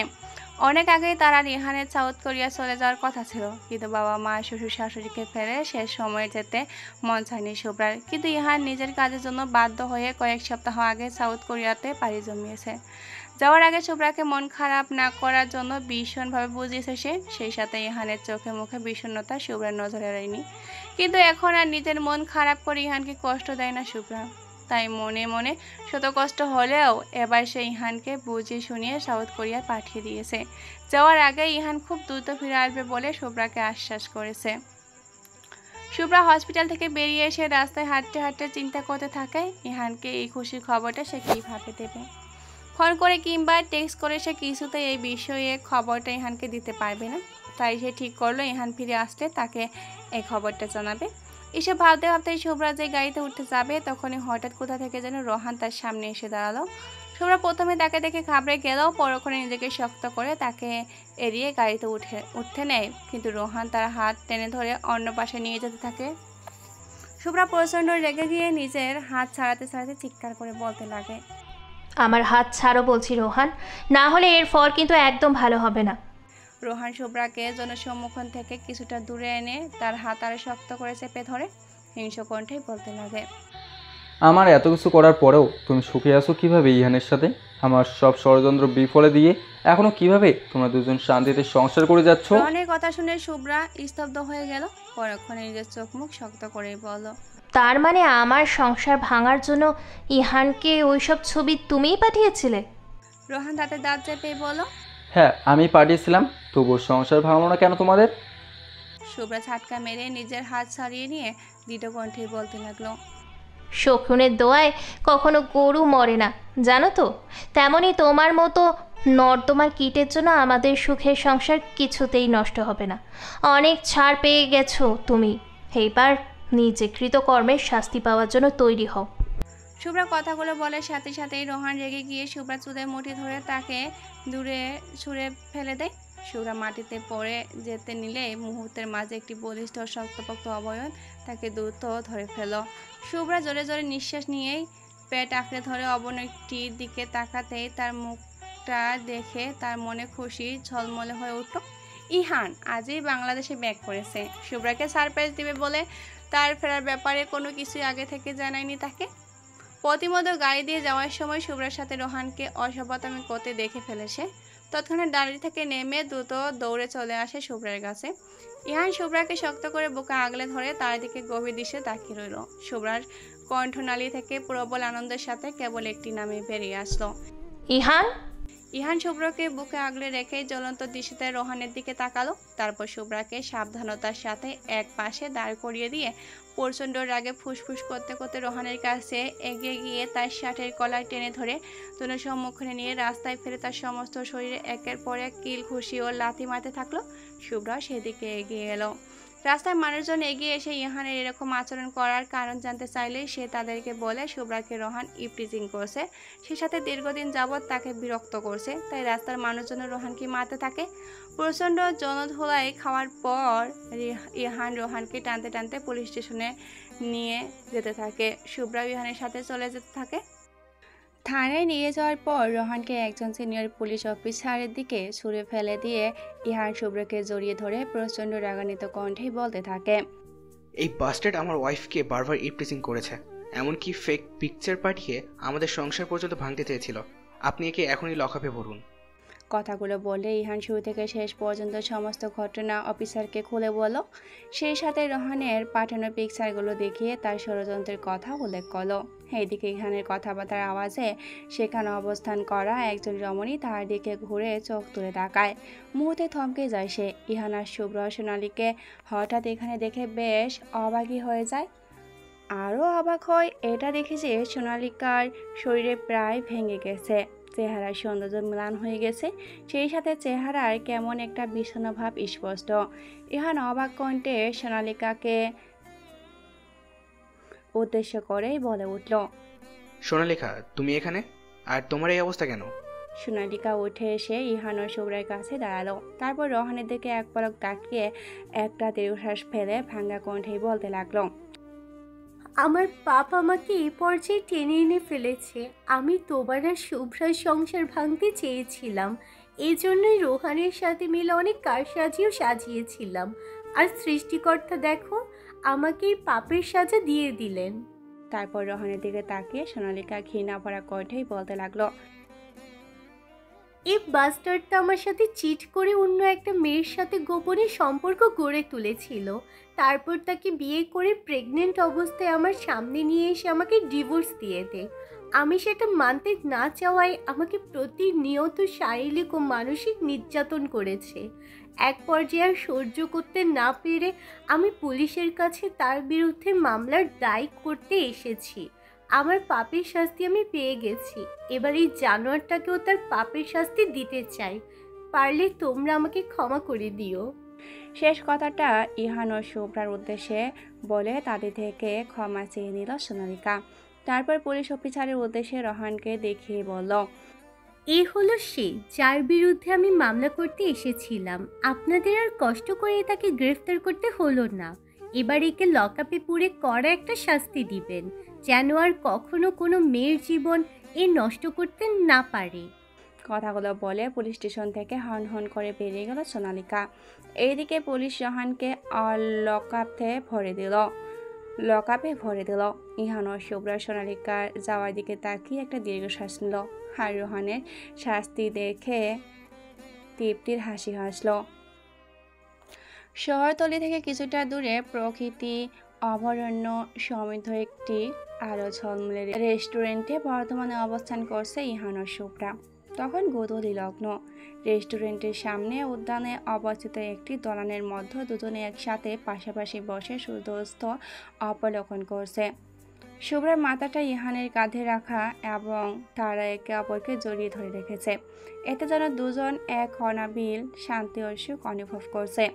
হঠাৎ নীরবতা ভেঙে ইহান উচ্ছ্বসিত কণ্ঠেই বলে উঠল, আমাদের মাঝে যে নতুন অতিথি আসতে চলেছে সেই খবর তুই আমাকে আগে বলিসনি কেন?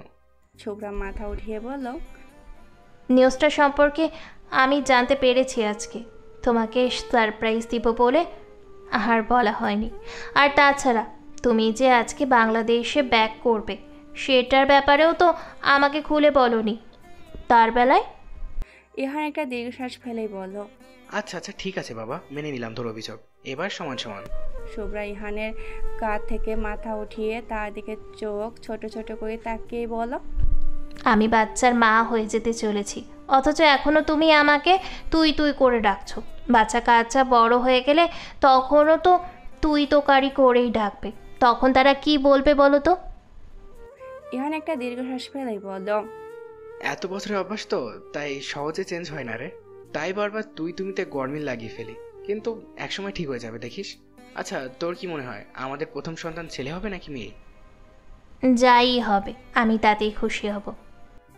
কিন্তু আমি তো জানতাম ছেলেরা মেয়ে বাবুর পাগল হয় আর মেয়েরা ছেলে বাবুর পাগল হয়।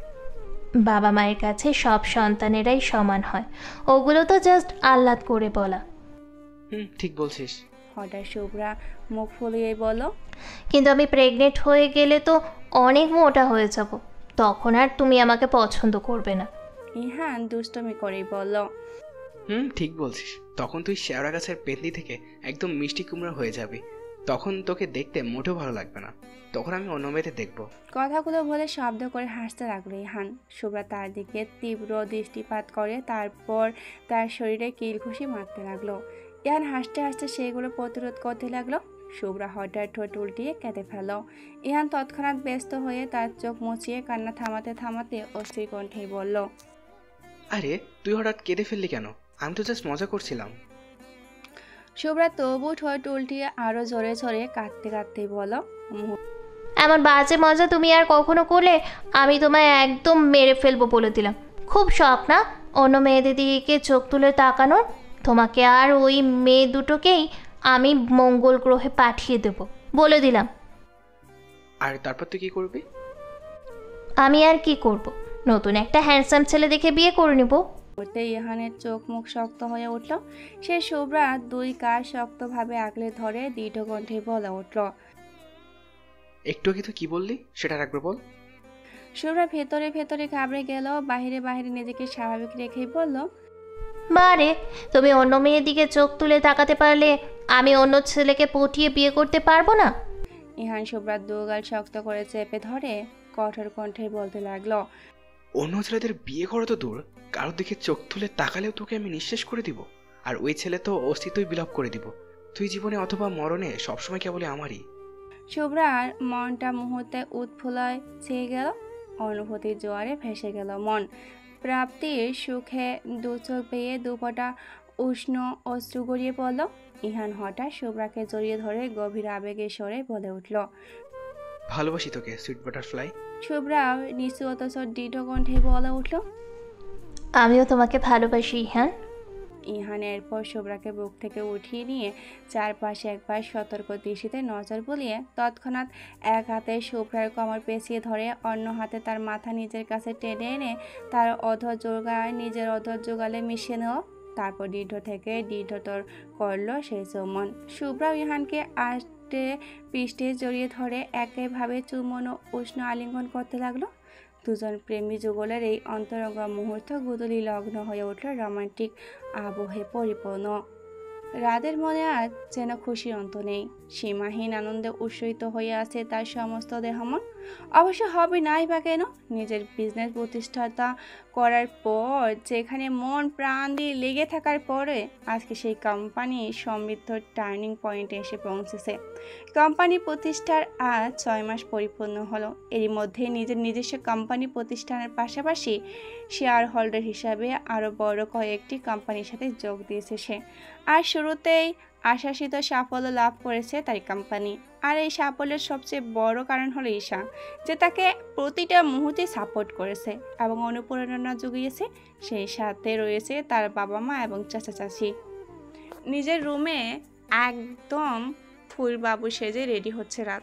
তার পরনে নেভি ব্লু ফুল হাতা শার্ট, তার উপর ধূসর রঙের ওয়েস্ট কোট এবং ব্ল্যাক জিন্স। উজ্জ্বল শ্যামলা বর্ণের মায়াবী চেহারার সাথে সাথে পরিপাটি ও গোছানো চুল, চেহারায় অকৃত্রিম সাজসজ্জায় তাকে দেখতে অসাধারণ সুদর্শন লাগছে। তার এই সাজসজ্জার প্রধান কারণ হলো ঈশাদের বাড়িতে আজকে তার এবং ঈশার বিয়ের প্রস্তাব নিয়ে যাওয়া। তাদের বাবা মা সহ পরিবারের সকলে মহা উদ্যমে ঈশাদের বাড়ি যাওয়ার জন্য রেডি হচ্ছে। আর অন্যদিকে ঈশা তো আনন্দের আতিশয্য রীতিমতো লাফাচ্ছে। অবশ্যই তার দীর্ঘদিনের লালিত স্বপ্ন পূরণ হতে যাচ্ছে। রাত আর সে আজীবনের জন্য হালালভাবে একত্রিত হতে যাচ্ছে। তার বাবা মারও তো এতে আর কোনো আপত্তি নেই। অলিভার কালারের একটি লং ও গর্জিয়াস গাউন পরেছে সে। তার পোশাক আশাক ও সাজসজ্জা বরাবরের মতোই স্টাইলিশ ভাব বিদ্যমান রয়েছে এবং চেহারায় আধুনিক মেকআপে ছোঁয়া লেগেছে। চৌধুরী ম্যানশনে অবশেষে রাত ও তার বাবা মা ঈশা ও রাতের জন্য বিয়ের প্রস্তাব নিয়ে এসেছে। ঈশার পরিবার তাদের সসম্মানে আপ্যায়ন করে নিয়েছে। অবশেষে সকলের সম্মতিতে সামনের শুক্রবার তাদের বিয়ের ডেট ফিক্স করা হয়েছে। অবশেষে মিলনের আনন্দে রাত ও ঈশা একে অপরের সাথে দৃষ্টির মাধ্যমে হাজারো অব্যক্ত কথা আদান প্রদান করে নিল। অবশেষে বহু প্রতীক্ষার পর কাঙ্ক্ষিত সেই দিনটি চলে এলো। আর সকলেই মহা ধুমধামের সাথে রাত ও ঈশার বিবাহ অনুষ্ঠান অনুষ্ঠিত হয়েছে। অনুষ্ঠান আয়োজনে কোনো কমতি রাখেনি দুই পরিবার, অথচ শুভ্রা ও তার পরিবারের সকলের মাঝে তখনও একটা চিনচিনে ব্যথা বিরাজ করছে। সেটা ঐরিশকে মনে করে আড়ালে তারা সকলে দীর্ঘশ্বাস ফেলেছে। এখনও তাদের দৃঢ় বিশ্বাস তারা হয়তো বেঁচে রয়েছে এবং খুব দ্রুত তাদের মাঝে ফিরে আসবে। যখন পূর্ণিমার জ্যোৎস্নার আলোয় শোভিত আলো ঝলমল করছে, আকাশ জুড়ে চাঁদের সাথে সাথে জল করছে অজস্র তারকা রাশি, সেই সাথে বসে শীতল শিমরণ। পূর্ণিমার আলো ঠিক করে প্রবেশ করছে রাতের রুমে। সেখানে ফুলে বিছনায় সজ্জিত বিছানায় বধূ বেশে বসে রয়েছে ঈশা। একটি লাল টুকটুকে লেহেঙ্গা ও ভারী সাজসজ্জায় সজ্জিত রয়েছে সে। কারুকার্য খচিত একটি পাতলা লাল ওড়না দিয়ে তার মাথায় ঘোমটা দেওয়া রয়েছে, সেটা তার মুখ অবধি ঢেকে রেখেছে। তার মাঝে এই মুহূর্তে ভয়, লজ্জা, জড়তা, সংকোচ, ভালো লাগার সবকিছু একত্রিত বিরাজ করছে। হঠাৎ ধীর পায়ে রুমে প্রবেশ করলো রাত। তার পরনে লাল রঙের গর্জা শেরওয়ানি ও পাঞ্জামা। রুমে প্রবেশ করে বিছনার দিকে তাকিয়ে থমকে গেল সে। মনের মাঝে কেমন একটা উথাল পাতাল করা অনুভূতি সৃষ্টি হলো তার। সেই সাথে ঠোঁটের কোণে ফুটে উঠল একটা তৃপ্তির সূক্ষ্ম হাসি। রুমের দরজা লাগিয়ে দিয়ে গুটি গুটি পায়ে বিছনায় গিয়ে ঈশার সামনে বসলো সে। তারপর তার ঘোমটাটা তুলে চিবুক ধরে তার মুখখানা নিজের দিকে ঘুরালো। তারপর ঈশার লজ্জা মাখা মুখচ্ছিরি মুখ পানে বিমুগ্ধ দৃষ্টিতে তাকিয়ে থেকে উচ্চারণ করলো, মাশাআল্লাহ, অসাধারণ সুন্দরী আমার বউ। ঈশা লজ্জা দৃষ্টি নামিয়ে নিল। ঈশাকে এভাবে লজ্জা পেতে দেখে হঠাৎ রাত তাকে খোঁচা মেরে বলল, বাবা, সবসময় লেডি গন্ডির মতো থাকা মেয়েটা আজ এভাবে লজ্জা পাচ্ছে, ব্যাপারটা আমার ভাবতেই অবাক লাগছে। রাতের কথা শুনে ঈশার লজ্জা মাখা মুখটা মুহূর্তে রাগান্বিত হয়ে উঠল। সে রাতের দিকে তীক্ষ্ণ দৃষ্টিতে তাকিয়ে দাঁতে দাঁত চেপেই বলল, কি আমি লেডি গুন্ডির মতো থাকতাম? তাহলে তুমি কি? তুমি তো ছিলে একটা মিচকে শয়তান। ভদ্র ছেলের মুখোশের আড়ালে আমাকে সারাক্ষণ জ্বালাতন করতে। আমি সেই সকল কথা ভুলে গিয়েছি মনে করেছো? রাত ঈশার দিকে ফেল দৃষ্টিতে কিছুক্ষণ তাকিয়ে থেকে পরক্ষণ একটা দীর্ঘশ্বাস ফেলেই বলল, সি, নিজের স্বামীকে কেউ মিসকে শয়তান বলে? পাপ হবে। ঈশা মুখ ভেঙচি কাটেই বলল, তাহলে তুমি যে আমাকে লেডি গুন্ডি বললে তার কি? স্বামীকে বললে পাপ হয় আর স্ত্রীকে বলে পাপ হয় না বুঝি? রাত দুই হাতে নিজের দুই কান ধরে বলল, আমার ভুল হয়েছে গো বউ, এবার মাফ করে দাও। রাতের চোখ মুখ দেখে ঈশা আর রাগ করে থাকতে পারল না। সে ফিক করে হেসে উঠল। তার প্রাণবন্ত খিলখিল হাসি দেখে রাতের মুখে পুরো ফুল হাসি ফুটে উঠল। সে আর মনে বিড়বিড় করে বলল, হাসলে তোমাকে ভীষণ সুন্দর লাগে ফিগল বার্ড। ঈশা রাতের দিকে কিছুক্ষণ একদৃষ্টে তাকিয়ে থাকলো। তারপর তার গাল ধরে গভীর আবেগের সাথে বলতে থাকে, তোমাকেও হাসতে ভীষণ সুন্দর লাগে গো জামাই। জানো, তুমি যখন আমাকে ভালোবাসোনি তখন তোমার এই হাসি দেখে তোমার প্রেমে পড়ে গিয়েছিলাম আমি। তাই বুঝি? তারপর একটু থেমে ঈশা কিছুটা ইতস্তত করে রাতকে জিজ্ঞাসা করলো, তুমি একটা কথা জিজ্ঞেস করবো রাত? হ্যাঁ করো।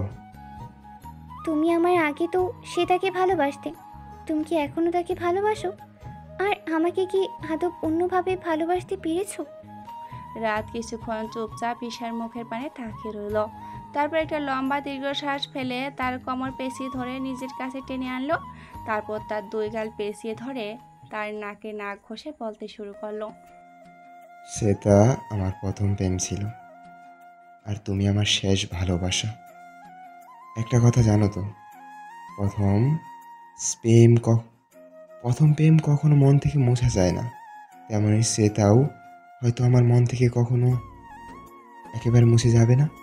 মনের এক কোণে হয়তো সবসময় সে থেকে যাবে, কিন্তু তুমি আমার হালাল বন্ধনে আবদ্ধ অর্ধাঙ্গিনী।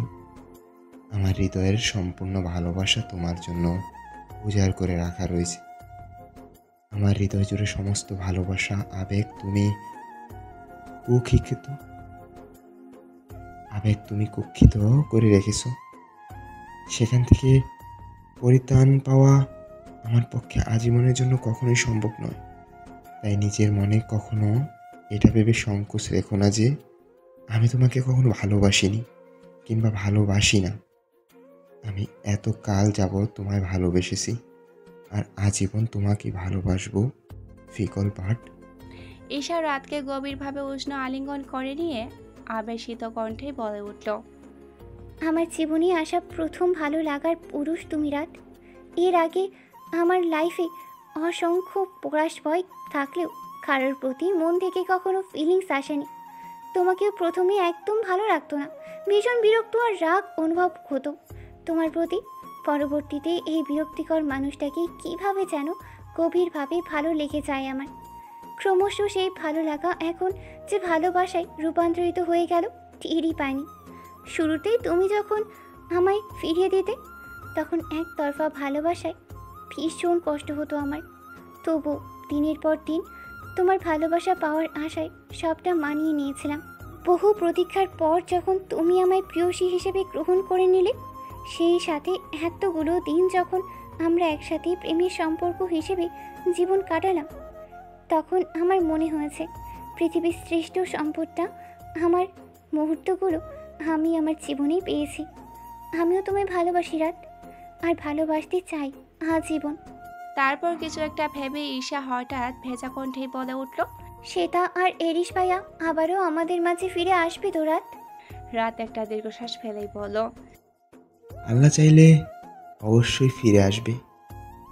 আমরা সবাই মনে প্রাণে চাই তারা আবারও আমাদের মাঝে ফিরে আসুক।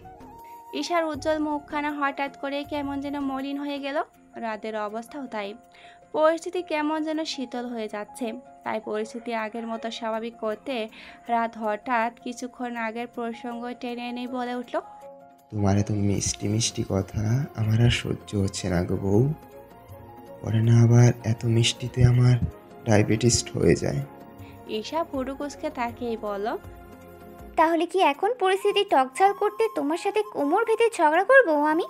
আসো তাহলে ঝগড়া করি। কথাগুলো বলে ঈশা সত্যি সত্যি উঠে দাঁড়িয়ে মাথার ওড়না দিয়ে কোমর বাঁধতে লাগলো। সেটা দেখে রাত কপাল চাপড়ে বিড়বিড় করে বলে উঠল, এই রে, আবারও পাগলিকে খেপিয়ে দিয়েছি। ঈশা ভুরু কুঁচকে জিজ্ঞাসা করলো, কি বললে তুমি আমায়? আরেকটা বার বলো। রাত হাসার চেষ্টা করেই বলো, কই কি বলেছি আমি? কিছুই তো বলিনি। তুমিও না এসব কি ফালতু কথা বলে সময় নষ্ট করছো। আমাদের এত স্পেশাল একটা রাতটাকে আমরা কিনা এভাবে উল্টাপাল্টা বকবক করে শেষ করছি। এসো বউ, আমার কাছে এসো। কথাগুলো বলে ঈশাকে একটানে নিজের কাছে টেনে আনলো রাত। ঈশা হুমড়ি খেয়ে তার বুকের উপরে পড়লো। রাত একটা বাঁকা হাসি দিয়ে ঈশার কানের কাছে মুখ নিয়ে ফিস ফিস স্বরে বলতে লাগলো, আজকে তোমাকে আদরে আদরে ভরিয়ে দিব জান, যেটার কথা তুমি আজীবন বলতে পারবে না। লজ্জায় ঈশার কান দুটি লাল হয়ে গেল। তাকে আরও লজ্জায় ফেলে দিয়ে রাত হঠাৎ ঈশার ঠোঁটজোড়া নিজের ঠোঁটজোড়ার মাঝে আবদ্ধ করে নিল। তারপর তার সর্বাঙ্গ বিচরণ করাতে লাগলো নিজের অবাধ্য হাতের ছোঁয়া ও স্পর্শ। এভাবে একসময় দুজন দুজনকে ঘনিষ্ঠভাবে উষ্ণ আলিঙ্গন করতে লাগলো। দুজনের নিঃশ্বাস প্রশ্বাস ও হৃদস্পন্দন ক্রমশ তীব্র থেকে তীব্রতর হয়ে উঠল। রাত্রি বাড়ার সঙ্গে সঙ্গে একসময় দুজন হারিয়ে গেল গভীর এক শোকের অন্তরালে। অবশেষে রাত ঈশারও বিয়ে করে দিলাম, আর রেহান শুভ্রার সুসংবাদটাও জানিয়ে দিলাম। কেমন লাগলো জানিও সবাই। আর এরই শ্বেতাকে যদি কেউ মিস করে থাকো, তাহলে তারা পরবর্তী পর্বে আসছে। এই শোনো না, প্রতিদিন ভালোবাসার নতুন নতুন গল্প পেতে ও শুনতে চাইলে আমাদের আলোর ডায়েরি চ্যানেলটি সাবস্ক্রাইব করে পাশে থাকা বেল আইকনটি বাজিয়ে দিও, কেমন? এড্রিয়ানের প্লেসে ভর হওয়া সাথে সাথেই পুনরায় নতুন রূপ জেগে উঠেছে। অগণিত গার্ডস ও স্টাফের বড় একটি স্টাইলে নিজেদের প্রত্যাহিত কাজ শুরু করে দিয়েছে। প্লেসের চারপাশে অসংখ্য বাগান ও বিভিন্ন প্রজাতির উদ্ভিদ বাগানোর ফলে প্লেস জুড়ে কৃত্রিমতার মাঝে প্রকৃততার মিছিলে গম্ভীরতার সাথে সাথে যেন একটা প্রাণোচ্ছল ফিরে এসেছে। সকাল সকাল বেডে হাত দিয়ে নিজের পাশে শ্বেতাকে অনুভব করতে না পেরে চট করে চোখ খুলে তাকালো এরিস। মুহূর্তের মধ্যে থপ করে জ্বলে উঠল তার চোখ জোড়া। হুড়মুড় করে উঠে বসে চারিদিকে একবার সতর্ক দৃষ্টিতে বোলালো এরিস, না কোথাও নেই শ্বেতা। উন্মত্ত শরীর উপর অংশ দ্রুত হাতে ধূসর রঙের একটা টি শার্ট জড়িয়ে নিল এরিস। তারপর দ্রুত পায়ে বেরিয়ে গেল রুম থেকে। সিঁড়ি বেয়ে দোতলা থেকে নিচে নামতে কিচেনে কাউন্টার থেকে মেয়েলি হাসাহাসি আর চাপা গুঞ্জনের আওয়াজ ভেসে এলো। এরিস পুরো কুচকে সেদিকে এগিয়ে যেতেই লক্ষ্য করলো কিচেনের দায়িত্বে অবস্থানরত ফিমেল স্টাফ ও শ্যাপরা ফর্মাল ড্রেস আপ এক কোণে গুটিসুটি মেরে দাঁড়িয়ে রয়েছে। আর কিচেনের মধ্যে বেশ আয়েসে ফুর্তি করে রান্না চাপিয়ে দিয়েছে 3 রমণী, এরিসের প্রিয় 3 নারী, রিজওয়ানা খান, অনুপমা, শেহরিয়া ও শ্বেতা। রিজওয়ানা খানও বর্তমানে শ্বেতার সত্যিটা জানেন, তাই তিনিও তাকে আগের মতো করে মেনে নিয়েছেন। কেন যেন দৃষ্টিতে দেখে অস্থির এরিসের মনটা মুহূর্তের মাঝে একটা শান্তিপূর্ণ শীতলতায় ছেয়ে গেল।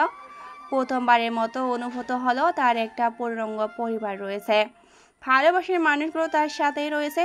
একটা দীর্ঘশ্বাস ফেলে এরিস কিচেনের দরজার কাছে গিয়ে বুকে 2 হাত গুজে দেয়ালের সাথে ঠাস মেরে দাঁড়িয়ে রইল। এরিসকে দেখে উপস্থিত সকলে গল্প গুজব ও হাসাহাসি মুহূর্তেই থেমে গেল। অথচ এরিস নির্মিষের দৃষ্টিতে ও গম্ভীর মুখে তাদের দিকে তাকিয়ে আছে। কিছুক্ষণের মধ্যে নীরবতা ভেঙে রিজওয়ানা খান হাসি মুখে বলে উঠলেন, তুমি এসে গেছো, ভালোই হয়েছে দুলাভাই। বৌমা আর নতুন বউ দুজন আজকেই নিজেদের হাতে রান্না করবে জেদ ধরেছিল, তাই ভাবলাম আমিও তাদের সাথে যোগ দিই। অনেকদিন হলো নিজ হাতে রান্না করা হয় না। এরিস গম্ভীর কণ্ঠে বলল, এত এত স্টাফ আর শেফ থাকতে তোমাদের কিচেনে রান্না করার কি দরকার ছিল? অনুপমা শাহরিন ওভেনের কিচেন কারি চামচ দিয়ে নাড়াতে নাড়াতে হাসি মুখেই বলেন, শেফদের রান্না আর নিজেদের প্রিয়জনদের হাতের রান্না বুঝি এক হলো বাবা? প্রিয়জনদের হাতের খাবারের যে স্বাদ থাকে সেটা অন্য কোথাও শত খুঁজলেও তুমি পাবে না। শ্বেতা নিজের শাশুড়ি মায়ের তালে তাল মিলিয়ে বলে উঠল, একদম ঠিক বলেছ মা। আমরা সবাই মিলে এত সুস্বাদু সুস্বাদু বাঙালি খাবার রান্না করছি, সেটা কি এই ইটালিয়ান শেফরা বানাতে পারবে? আর উনি তো একদম বিদেশি, লতাপাতা খেতে খেতে মুখ বিষাক্ত বানিয়ে ফেলেছেন। তাই তো এরকম ঝরঝরে চিকন চালের ভাত, সর্ষে ইলিশ মাংস, কালা ভুনা, রুই মাছের ঝোল, কাতলা মাছের দো পেঁয়াজা, দেশি মুরগির মাংস, ডালের চচ্চড়ি ওনার মুখে সহ্য হবে না।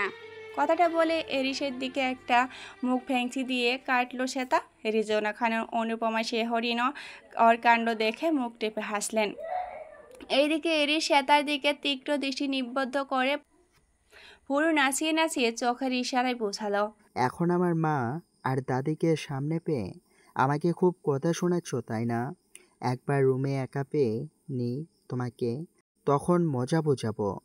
শ্বেতা উল্টো চোখ রাঙানি দিয়েই বলল, তোমাকে আমি একদমই ভয় পাই না। সেটা তো পরেই বোঝা যাবে অ্যাডিকশন, তখন তো আমার সামনে বাঘিনী থেকে একদম বিড়াল ছানা হয়ে যাবে। তুমিও তো মাঝে মাঝে আমার সামনে বাঘ থেকে বিড়াল ছানা হয়ে যাও, সেটার কি শুনি? সেটা তো তুমি আমাকে সিডিউস করে ফেলো বলে, কিন্তু এখন থেকে আর গলছি না। এভাবে চোখের ইশারায় দুজন বেশ কিছুক্ষণ উত্তপ্ত বাক্য বিনিময় করল। তারপরে এরিস নিজের রুমে আবারও চলে গেল ফ্রেশ হওয়ার জন্য। আর সে তার নিজের মা ও শাশুড়ি মাকে নিয়ে আবারও রান্নায় ব্যস্ত হয়ে পড়ল। এড্রিয়ানো প্লেসের বিশাল বড় কনফারেন্স রুমে এই মুহূর্তে মাফিয়াদের খুব গুরুত্বপূর্ণ একটি মিটিং অনুষ্ঠিত হয়েছে। তাই এই রুমের বাহিরে ও আশেপাশে অন্তত করা সিকিউরিটি গার্ডের ব্যবস্থা করা হয়েছে। অন্তত গভীরতার সাথে আনুষ্ঠানিকভাবে অনুষ্ঠিত হচ্ছে সেই মিটিং। মূলত এই সময়টার জন্য আলাদাভাবেই কিছু করার রুলস ও রেগুলেশন চালু রয়েছে। মিটিংয়ের সময় কেউ কনফারেন্স রুমে নির্দিষ্ট সীমা অতিক্রম করতে পারবে না এবং প্লেসের কেউ এটার আশেপাশে ঘেঁষতে পারবে না। অগণিত মাফিয়া গ্যাংস্টার ও তাদের কর্মচারীদের ফিরে সকলের মধ্যমণি হয়ে একটি রয়্যাল সোফায় ফর্মাল ব্ল্যাক আউটফিটে পায়ের উপর পাতুল অন্তত গম্ভীরতার সাথে ব্যক্তিত্ব সহকারে বসে রয়েছে এরিস। অসাধারণ ও প্রফেশনাল বাক্যে বিনিময়ের মাধ্যমে সকলের সাথে গুরুত্বপূর্ণ ডিল ও টপিক নিয়ে ডিসকাশন করছে সে। তার সাথে ফারহান সহ আরও অসংখ্য ব্যক্তিগত কর্মচারী রয়েছে, তারা তাকে বিভিন্ন গুরুত্বপূর্ণ বিষয়ে মতামত দিয়ে সহায়তা করছে। হঠাৎ করে কনফারেন্স রুমের চিরাচরিত নিয়মের ব্যতিক্রম ঘটিয়ে মিটিং রুমের দরজা খুলে দ্রুত পায়ে ভিতরে প্রবেশ করলো শ্রেতা। এত গম্ভীর্যপূর্ণ একটা পরিবেশের মাঝে হঠাৎ করে একজন সুদর্শন ও পরিচিত মুখের আগমন ঘটা উপস্থিত সকলে তার দিকে বিস্ময় নিয়ে তাকিয়ে রইল। অবশ্যই এরিসও শ্বেতার বিয়ের অনুষ্ঠানে উপস্থিত থাকা অনেকেই শ্বেতাকে চেনে, তবে বর্তমানে বেশিরভাগে অচেনা সে। তবে যারা তাকে বিয়ের অনুষ্ঠানে দেখেছিল তারা বেশ বিস্মিত হয়েছে, কারণ শ্বেতার চেহারা গঠন অনেকটাই পরিবর্তন হয়ে গেছে। শ্বেতাকে হঠাৎ কনফারেন্স রুমে দেখে এরিস প্রথমে প্রচণ্ড বিস্মিত হলো, পরক্ষণে প্রচণ্ড রাগ উঠে গেল তার, কারণ উপস্থিত এত ভয়ঙ্কর গ্যাংস্টার ও মাফিয়াদের মাঝে নিজের একান্ত দুর্বলতাকে কখনো সামনে আনতে চায়নি এরিস। তার উপর এতগুলো পুরুষের দৃষ্টি এই মুহূর্তে শ্বেতার উপর স্থির, যারা এখনও অপলক দৃষ্টিতে তার দিকে তাকিয়ে রয়েছে। ব্যাপারটা প্রচণ্ড রাগান্বিত হয়ে উঠল এরিস। তাতে দাঁত চেপে হাত দুটো মুঠিবষ্ট করে নিল সে। চোখ দুটো কেমন লাল টকটকে হয়ে উঠল। এরিসের রাগান্বিত মুখশ্রী এবং এত মানুষকে তার দিকে ডেপ করে তাকিয়ে থাকে দেখে বেশ ঘাবড়ে গেল শ্রেতা। কয়েকটা শুকনো ঢোক গিলে সে মনে মনে ভাবল, এত উত্তেজিত হয়ে সরাসরি মিটিং কনফারেন্স রুমে তার ঢুকে পড়া উচিত হয়নি। এর জন্য না জানি এরিস তাকে কী শাস্তি দেয়। সে তার কনফারেন্স রুমে প্রবেশ করার কিছুক্ষণ আগে কয়েকজন কালো পোশাক ও অস্ত্রধারী গার্ড সেখানে আসলো। সে তার পিছনে দাঁড়িয়ে পড়ে তারা এরিসের উদ্দেশ্যে বিনীত ভঙ্গিতে মাথা নত করে ভয়াত্মক কণ্ঠে বলতে লাগলো, আমরা ম্যামকে আসতে দিতে চাইনি স্যার, উনি জোর করে ভেতরে ঢুকে গিয়েছেন, আর আমরা তার সাথে কোনো ধরনের বেয়াদবি করতে পারিনি, কারণ তাকে টাচ করা তো দূর, তার দিকে চোখ তুলে তাকাতেও আপনি আমাদের নিষেধ করেছেন। এরিস স্থির ও বিচলিত দৃষ্টিতে শ্বেতার দিকে তাকিয়ে রইল। শ্বেতা আমতা করে কিছু বলার চেষ্টা করতে এরিস হঠাৎ দৃঢ় ভঙ্গিতে উঠে দাঁড়িয়ে অন্তত রাশভারী আওয়াজে সকলের উদ্দেশ্যে ঘোষণা করলো, আজকের জন্য মিটিং ক্যান্সেল। এরপর থেকে কোনো মিটিংই আদ্রিয়ানো প্যালেসে অনুষ্ঠিত হবে না। মিটিংয়ের জন্য অন্য জায়গায় আলাদা কনফারেন্স হল তৈরি করব আমি। কথাগুলো বলে সে তার দিকে এগিয়ে গিয়ে তার হাত শক্ত করে ধরে হন করে বাহিরে বেরিয়ে গেল এরিস, আর পেছনে রেখে গেল এক ঝাঁক বিস্মিত মানুষদের। তোমাকে বারবার মানা করেছিলাম না এই প্যালেসের বাইরে কোনো পুরুষ মানুষের সামনে না আসতে, অথবা কনফারেন্স রুমে মিটিং চলাকালীন তার আশেপাশে না ঘেঁষতে। তোমার জন্য সমস্ত গার্ডদের কঠোরভাবে আমি নিষেধাজ্ঞা দিয়েছি তোমার দিকে চোখ তুলেও না তাকানোর জন্য। যে কখনো ভুলক্রমে তাকিয়েছে তাকে কঠোর থেকে কঠোরতম শাস্তি দিয়েছি আমি। আর সেই তুমি কি করে এতগুলো গ্যাংস্টার আর মাফিয়াদের সামনে চলে গেলে? তুমি কি লক্ষ্য করেছিলে ওরা তোমার দিকে কীরকম দৃষ্টিতে তাকিয়েছিল? এক হাতে শ্বেতার দুই হাত পিছমরা করে শক্তভাবে চেপে ধরে এবং অপর হাতে তার চুলের মুঠি ধরে দাঁতে দাঁত চেপে প্রচণ্ড ক্রোধ স্বরে কথাগুলো বলল এরিস। অপরদিকে সেটা প্রচণ্ড ব্যথায় চোখ মুখ কুঁচকিয়ে নিল, সেই সাথে চোখ থেকে দু ফোঁটা অভিমানী অশ্রু গড়িয়ে পড়ল তার। এতদিন যাবৎ এই দীর্ঘ সময়ে কখনো এরিস তার সাথে এইভাবে কথা বলেনি কিংবা এরকম ব্যবহার করেনি, অথচ আজ হঠাৎ এমন ব্যবহার করার সে তার মনের আকাশ কালো মেঘ চেয়ে গেছে। অবশ্যই এ তো তারও দোষ ছিল, সেটাও অস্বীকার করার উপায় নেই। শ্বেতা বেদনা বিদীর্ণ কণ্ঠেই বলো, আহ ছাড়ো এরিস, আমার ভীষণ ব্যথা লাগছে। এরিস শ্বেতার দু হাত দুটো আরও জোরে মুচড়ে দিয়ে আগের মতো করেই বলো, আমারও ভীষণ ব্যথা লেগেছিল জানো কখন? যখন ওই বাস্টার্ডগুলো তোমার দিকে অন্যরকম দৃষ্টিতে তাকিয়েছিল। এই যে এইখানে ব্যথা লেগেছিল। কথাগুলো বলে শ্বেতাকে আঙ্গুল দিয়ে নিজের হৃৎপিণ্ডের দিকে নির্দেশ করে দেখালো এরিস। শ্বেতা অশ্রুসিদ্ধ দৃষ্টিতে একবার সেখানে আরেকবার এরিসের মুখ পানে তাকালো, অথচ এরিসের চোখ মুখে এখনও ভয়ঙ্কর ক্রোধ খেলা করছে, রাগে গজগজ করছে সে। শ্বেতা কয়েক ফোঁটা অশ্রু বিসর্জন দিয়ে দৃঢ় কণ্ঠে জিজ্ঞাসা করলো, কিন্তু আমাদের বিয়ের দিন তো তুমি বলেছিলে সমগ্র মাফিয়া টেরিটরির সামনে আমাকে পরিচয় করিয়ে দিয়েছো তুমি, তবুও কারোর সাধ্য নেই তোমার কাছ থেকে আমাকে ছিনিয়ে নেওয়ার কিংবা আমার দিকে কুদৃষ্টি দেওয়ার। তাহলে আজকে এরকম রিয়াক্ট করছো কেন?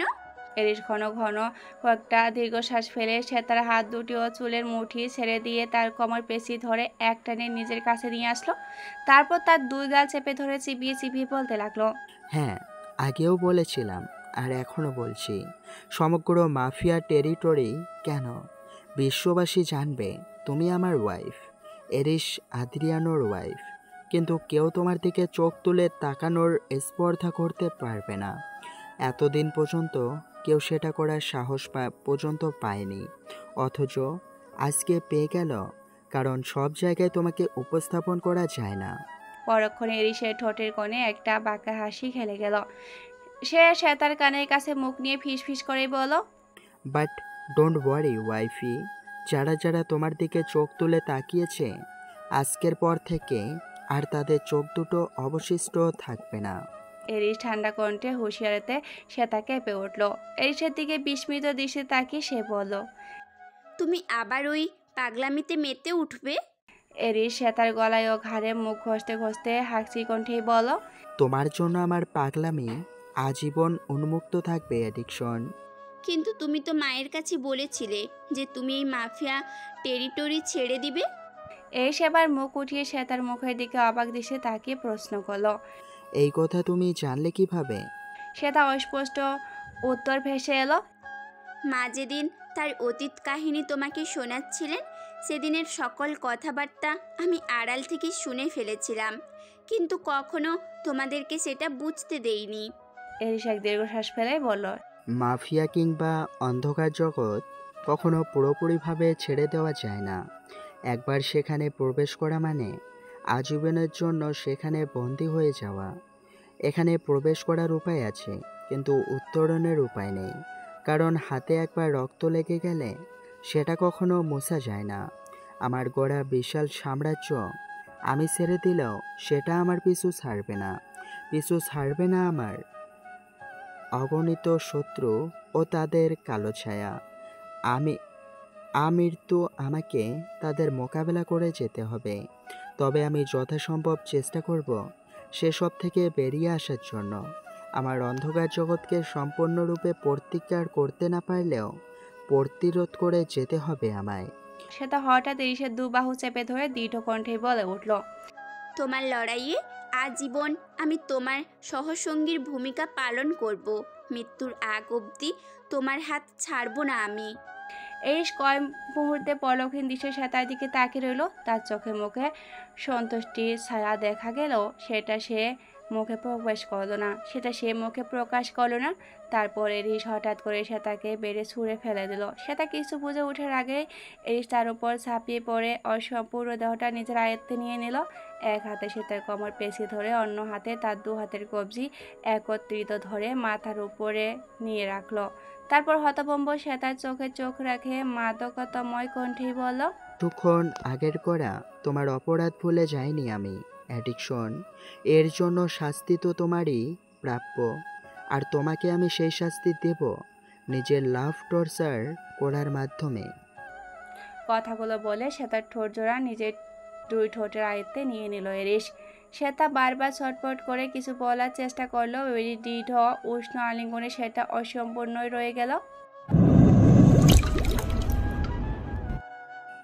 অ্যাডিকশন, দরজা খোলো বলছি। আর একটা সেকেন্ড দেরি হলেও কিন্তু আমি দরজা ভেঙে ফেলবো। খাবার খাচ্ছ না কেন তুমি? কতগুলো মুহূর্ত তোমায় দেখিনি আমি। তোমার স্পর্ধা কি করে হলো আমার থেকে দূরে দূরে থাকার? দরজা ধাক্কাতে ধাক্কাতে বেশ জোরে চেঁচিয়ে কথাগুলো বলল এরিস। যদিও পিন কোড ব্যবহার করে দরজা খোলা যায়, তবে সেটা পরিবর্তন করে ভেতর থেকে দরজার লক করে দিয়েছে। বেশ কয়েক ঘন্টা ধরে সে খাবারও খাচ্ছে না, আর কারোর সাথে কথা বলছে না। রিজওয়ানা খান ও অনুপমা শেহরিনে এতে বেশ চিন্তিত হয়ে পড়েছেন। তারা অসংখ্য বার ডাকলেও সেটা কোনো সারা শব্দ দেয়নি। তারপর কথাটা এরিসের কানে যেতে সে প্রচণ্ড উত্তেজিত হয়ে পড়ল। এক সময় দরজার সীমা ভেঙে গেলে এরিস দরজা ভাঙার সিদ্ধান্ত নেয়, কিন্তু তাকে অবাক করে দিয়ে ঠিক সেই মুহূর্তে সে তার দরজা খুলে দেয়। তবে তার চোখ মুখ বেশ নিষ্প্রাণ ও মলিন লাগছে। এরিস কিছু মুহূর্তের জন্য থমকে গেল। পরক্ষণের আগে তার মাথা চড়িয়ে উঠে। সে তার দু কাজ শক্ত করে চেপে ধরে রাগান্বিত কণ্ঠে বলতে থাকে, এভাবে দরজা বন্ধ করে বসেছিলে কেন তুমি? জানো কতটা টেনশনে পড়ে গিয়েছিলাম আমি। মাম্মা আর দাদি জানো ভীষণ চিন্তায় পড়ে গিয়েছিল। আমাদের টেনশনে ফেলে দিয়ে খুব আনন্দ পাচ্ছিলে তুমি। শ্বেতার কাজ ঝাঁকিয়ে কথাগুলো বলল এরিস। শ্বেতা তবু নিরুত্তর, যেটা দেখে এরিস বেশ অবাক হলো। সে হঠাৎ শ্বেতার দুগাল আলতো করে চেপে ধরে কণ্ঠ যথাসম্ভব নরম করে বলল, কি হয়েছে তোমার অ্যাডিকশন? তোমার চোখ মুখ এমন মলিন আর বিষণ্ণ লাগছে কেন? কি হয়েছে আমাকে খুলে বলো। এই সে নরম কথাবার্তা শ্বেতা হঠাৎ ঠোঁট উল্টে কেটে দিল। তার জন্য এরিস কিছুটা হতভম্বল হয়ে গেল। শ্বেতা এরিসের বুকে কয়েকটা কিল বসিয়ে দিয়ে কান্না বিজড়িত কণ্ঠে বলতে লাগলো, তুমি খুব খারাপ এরিস।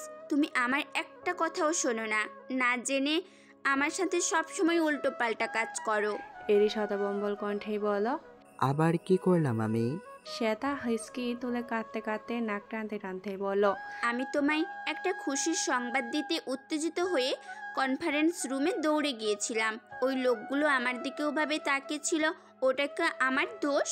তারপরেও তুমি আমার কথা না জেনে না শুনে নিজের মন মর্জি চালালে। আমাকে শরীরে অনেক ব্যথা দিয়েছো তুমি, অনেক। কথাগুলো বলে আবারও কাঁদতে লাগলো শ্বেতা।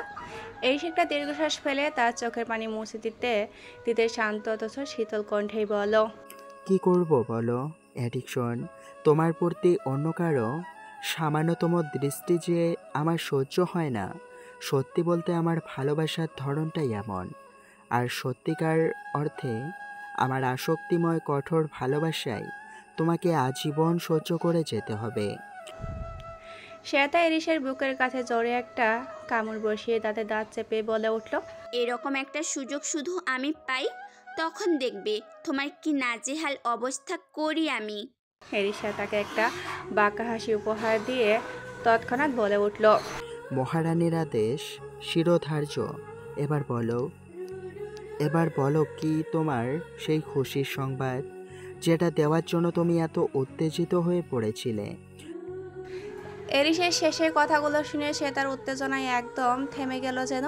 মুহূর্তে তার মুখে ভর করলো একরাশ উপচে পড়া খুশি, আনন্দ, কিছুটা সংকোচ। এরিস সেটা লক্ষ্য করে তার চিবুক ধরে মুখখানা নিজের দিকে ঘুরিয়ে সন্দেহিত কণ্ঠে জিজ্ঞাসা করলো, কি হলো বলো, কি সেই খুশির সংবাদ? সেটা অনেকক্ষণ সময় নিয়ে নিজেকে প্রস্তুত করে একটা দীর্ঘশ্বাস ফেলে হঠাৎ এরিসের একটা হাত নিজের পেটের কাছে নিয়ে রাখলো। তারপর তার কানের কাছে মুখ নিয়ে ফিস ফিস করে অতি মেলাময় কণ্ঠে বলে উঠল, আই এম প্রেগনেন্ট। কথা বলে এরিসের মুখের পানে তাকে একটা মুচকি হাসির রেখা টানলো এরিস। অথচ এরিস অবিশ্বাস্য বিস্মিত দৃষ্টিতে শ্বেতার দিকে তাকিয়ে রইল। তারপর তার দৃষ্টি আপনা আপনি চলে গেল তার হাত ধরে রাখা শ্বেতার তলপেটের দিকে। কয়েক মুহূর্তে স্থির হয়ে তাকিয়ে থাকার পর এরিস হঠাৎ অন্তত উত্তেজিত হয়ে দু হাতে শ্বেতাকে কোলে নিয়ে ঘূর্ণির মতো চারিদিকে ঘুরপাক খেতে লাগলো আর প্রবল উচ্ছ্বসিত কণ্ঠে চিৎকার করে বলতে লাগলো, আমি বাবা হতে যাচ্ছি অ্যাডিকশন, আর তুমি মা। আবারও আমাদের সন্তান পৃথিবীতে আসতে চলেছে। ইয়াহু! এদিকে ক্রমাগত ঘূর্ণিতে শ্বেতা মাথা চক্কর দিতে লাগলো। তাই সে দু চোখ খিসে বন্ধ করে অস্থির কণ্ঠে বলতে লাগলো, আমাকে প্লিজ নিচে নামাও এরিস, প্রচণ্ড ভয় লাগছে আমার।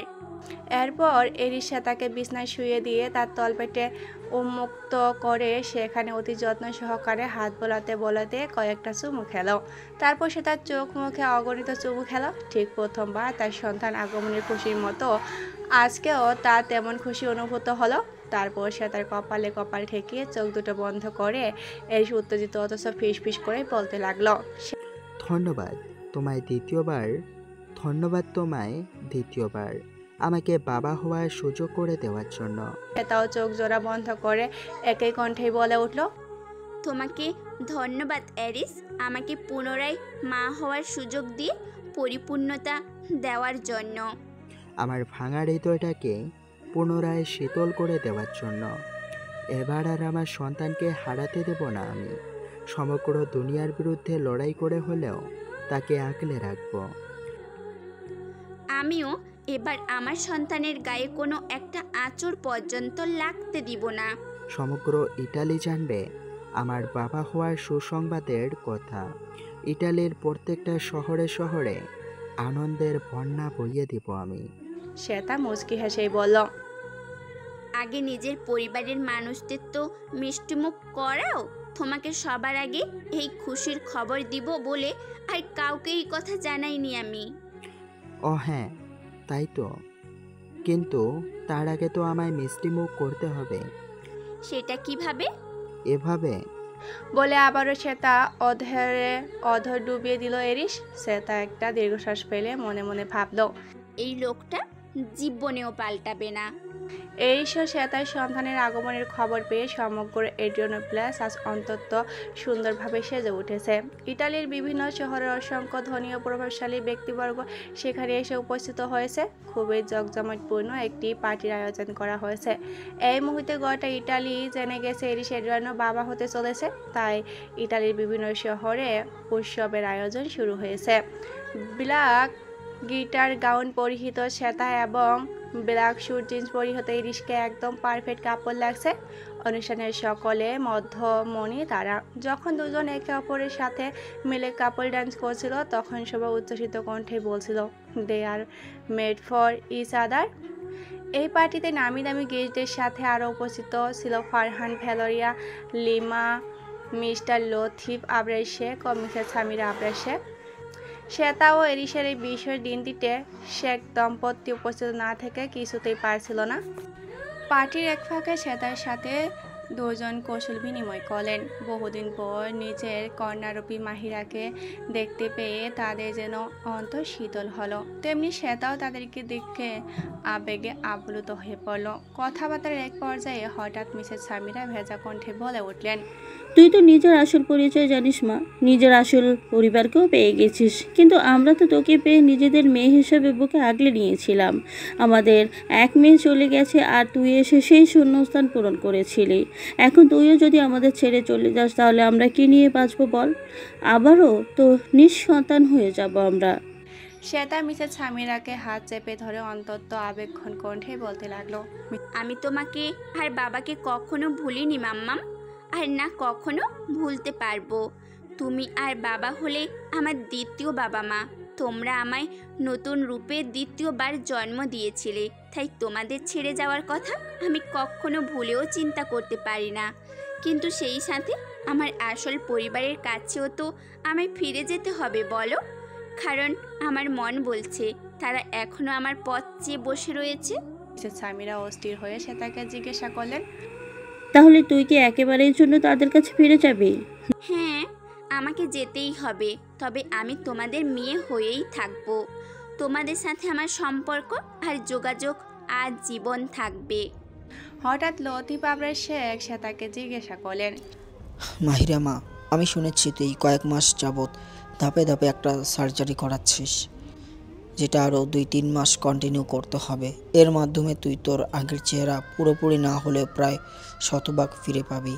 তখন কি আমরা তোকে আমাদের মেয়ে মাহিরা হিসেবে পরিচয় দিতে পারবো না? শ্বেতা নিজের আগের চেহারায় ফিরে পাওয়ার জন্য এই সে সম্মতি সহকারে পুনরায় নিজের চেহারায় প্লাস্টিক সার্জারি করাচ্ছে। এটি মূলত কানাডার একদল বিখ্যাত অতি উন্নত প্লাস্টিক সার্জনদের মধ্যে করানো হচ্ছে। এর জন্য তাকে ধাপে ধাপে কয়েকবার রিকনস্টিভ ও কস্টিমেটিক সার্জারির মধ্য দিয়ে যেতে হচ্ছে। তার আগে চেহারা ছবিগুলোর মাধ্যমে 3D মডেলে তৈরি করে এআই প্রযুক্তি বা মডার্ন মেডিকেল টিম মুখের কাঠামো বিশ্লেষণ করে চেহারা ডিজাইন বানিয়েছে। এইভাবে প্রথমে তার বোন স্টেকাস, এরপর স্কিন টাফাইট, তারপর নাক, মুখ, ঠোঁট আলাদা করে ঠিক করা হচ্ছে। এতে স্কিন কালার, টেক্সচার মিলাতে হয় বিশেষ জেনেটিক স্কিন ট্রান্সপ্ল্যান্ট বা সিনথেটিক স্কিন দিয়ে। ইতিমধ্যে সেটার চেহারা প্রায় 50% আগের চেহারার মতো হয়ে গিয়েছে, সেই সাথে বাকিটাও কয়েক মাসের মধ্যে হয়ে যাবে। সেটা লতিফ আবরার শেখের হাত ধরে কমল কণ্ঠে বলতে লাগলো, আমি আমার নিজের সত্তায় ফিরতে চাই বাবা, নিজের রূপে ফিরতে চাই, কিন্তু এর জন্য তোমরা আমায় মেয়ে হিসেবে পরিচয় দিতে পারবে না এমনটা নয়। তোমরা না হয় আমাকে নতুন রূপে নতুনভাবে মেয়ে হিসেবে আগলে নিও। লতিফ আবরার শেখ সে তার মাথায় যত্ন সহকারে হাত বুলিয়ে দিলেন। মিসেস সামিরাও তার মাথায় হাত স্নেহের বুলিয়ে দিয়ে বলতে লাগলেন, দোয়া করি তোদের ভবিষ্যৎ জীবন যেন খুব সুন্দর আর সুখের হয়। সুখে শান্তিতে স্বামী সন্তান নিয়ে যেন সংসার করতে পারিস। সেটা মুচকি হাসলো। পরক্ষণে কিছু একটা নজরে পড়তেই তার ফুরুজোড়া আচমকায় কুঁচকে গেল। মুহূর্তেই চলাল শক্ত হয়ে গেল তার, কারণ সে সামনে দেখতে পেল লাল চুলের একটি রাশিয়ান যুবতী ডেপ ডেপ করে ইরিশের দিকে তাকিয়ে রয়েছে, যেন চোখ দিয়ে এক্ষুনি তাকে গিলে খাবে। আবার কিছুক্ষণ পর লাল টকটকে লিপস্টিক লাগানো ঠোঁটে কামড়ে ধরছে, সেই সাথে রহস্য বাঁকা হাঁটছে। অথচ এটি সেদিকে কোনো খেয়ালে নেই। সে কয়েকজন ইটালিয়ান ধনাঢ্য ব্যক্তির সাথে আলাপচারিতে ব্যস্ত। সে তাই এক পলক অগ্নিদৃষ্টিতে তার দিকে তাকিয়ে হাত জোড়া মুষ্টিবদ্ধ করে মেয়েটির দিকে এগিয়ে গেল। আরও একটা খুশির খবর দিলাম, সবাই মিষ্টি মুখ করাও। আর সে তার বদলতে না জানি মেয়েটার কপালে কি আছে। কেমন হয়েছে আজকের পর্ব জানাবেন অবশ্যই। আগামী এক পর্বে গল্পটা শেষ করে দেওয়ার চেষ্টা করব। ধন্যবাদ সবাইকে।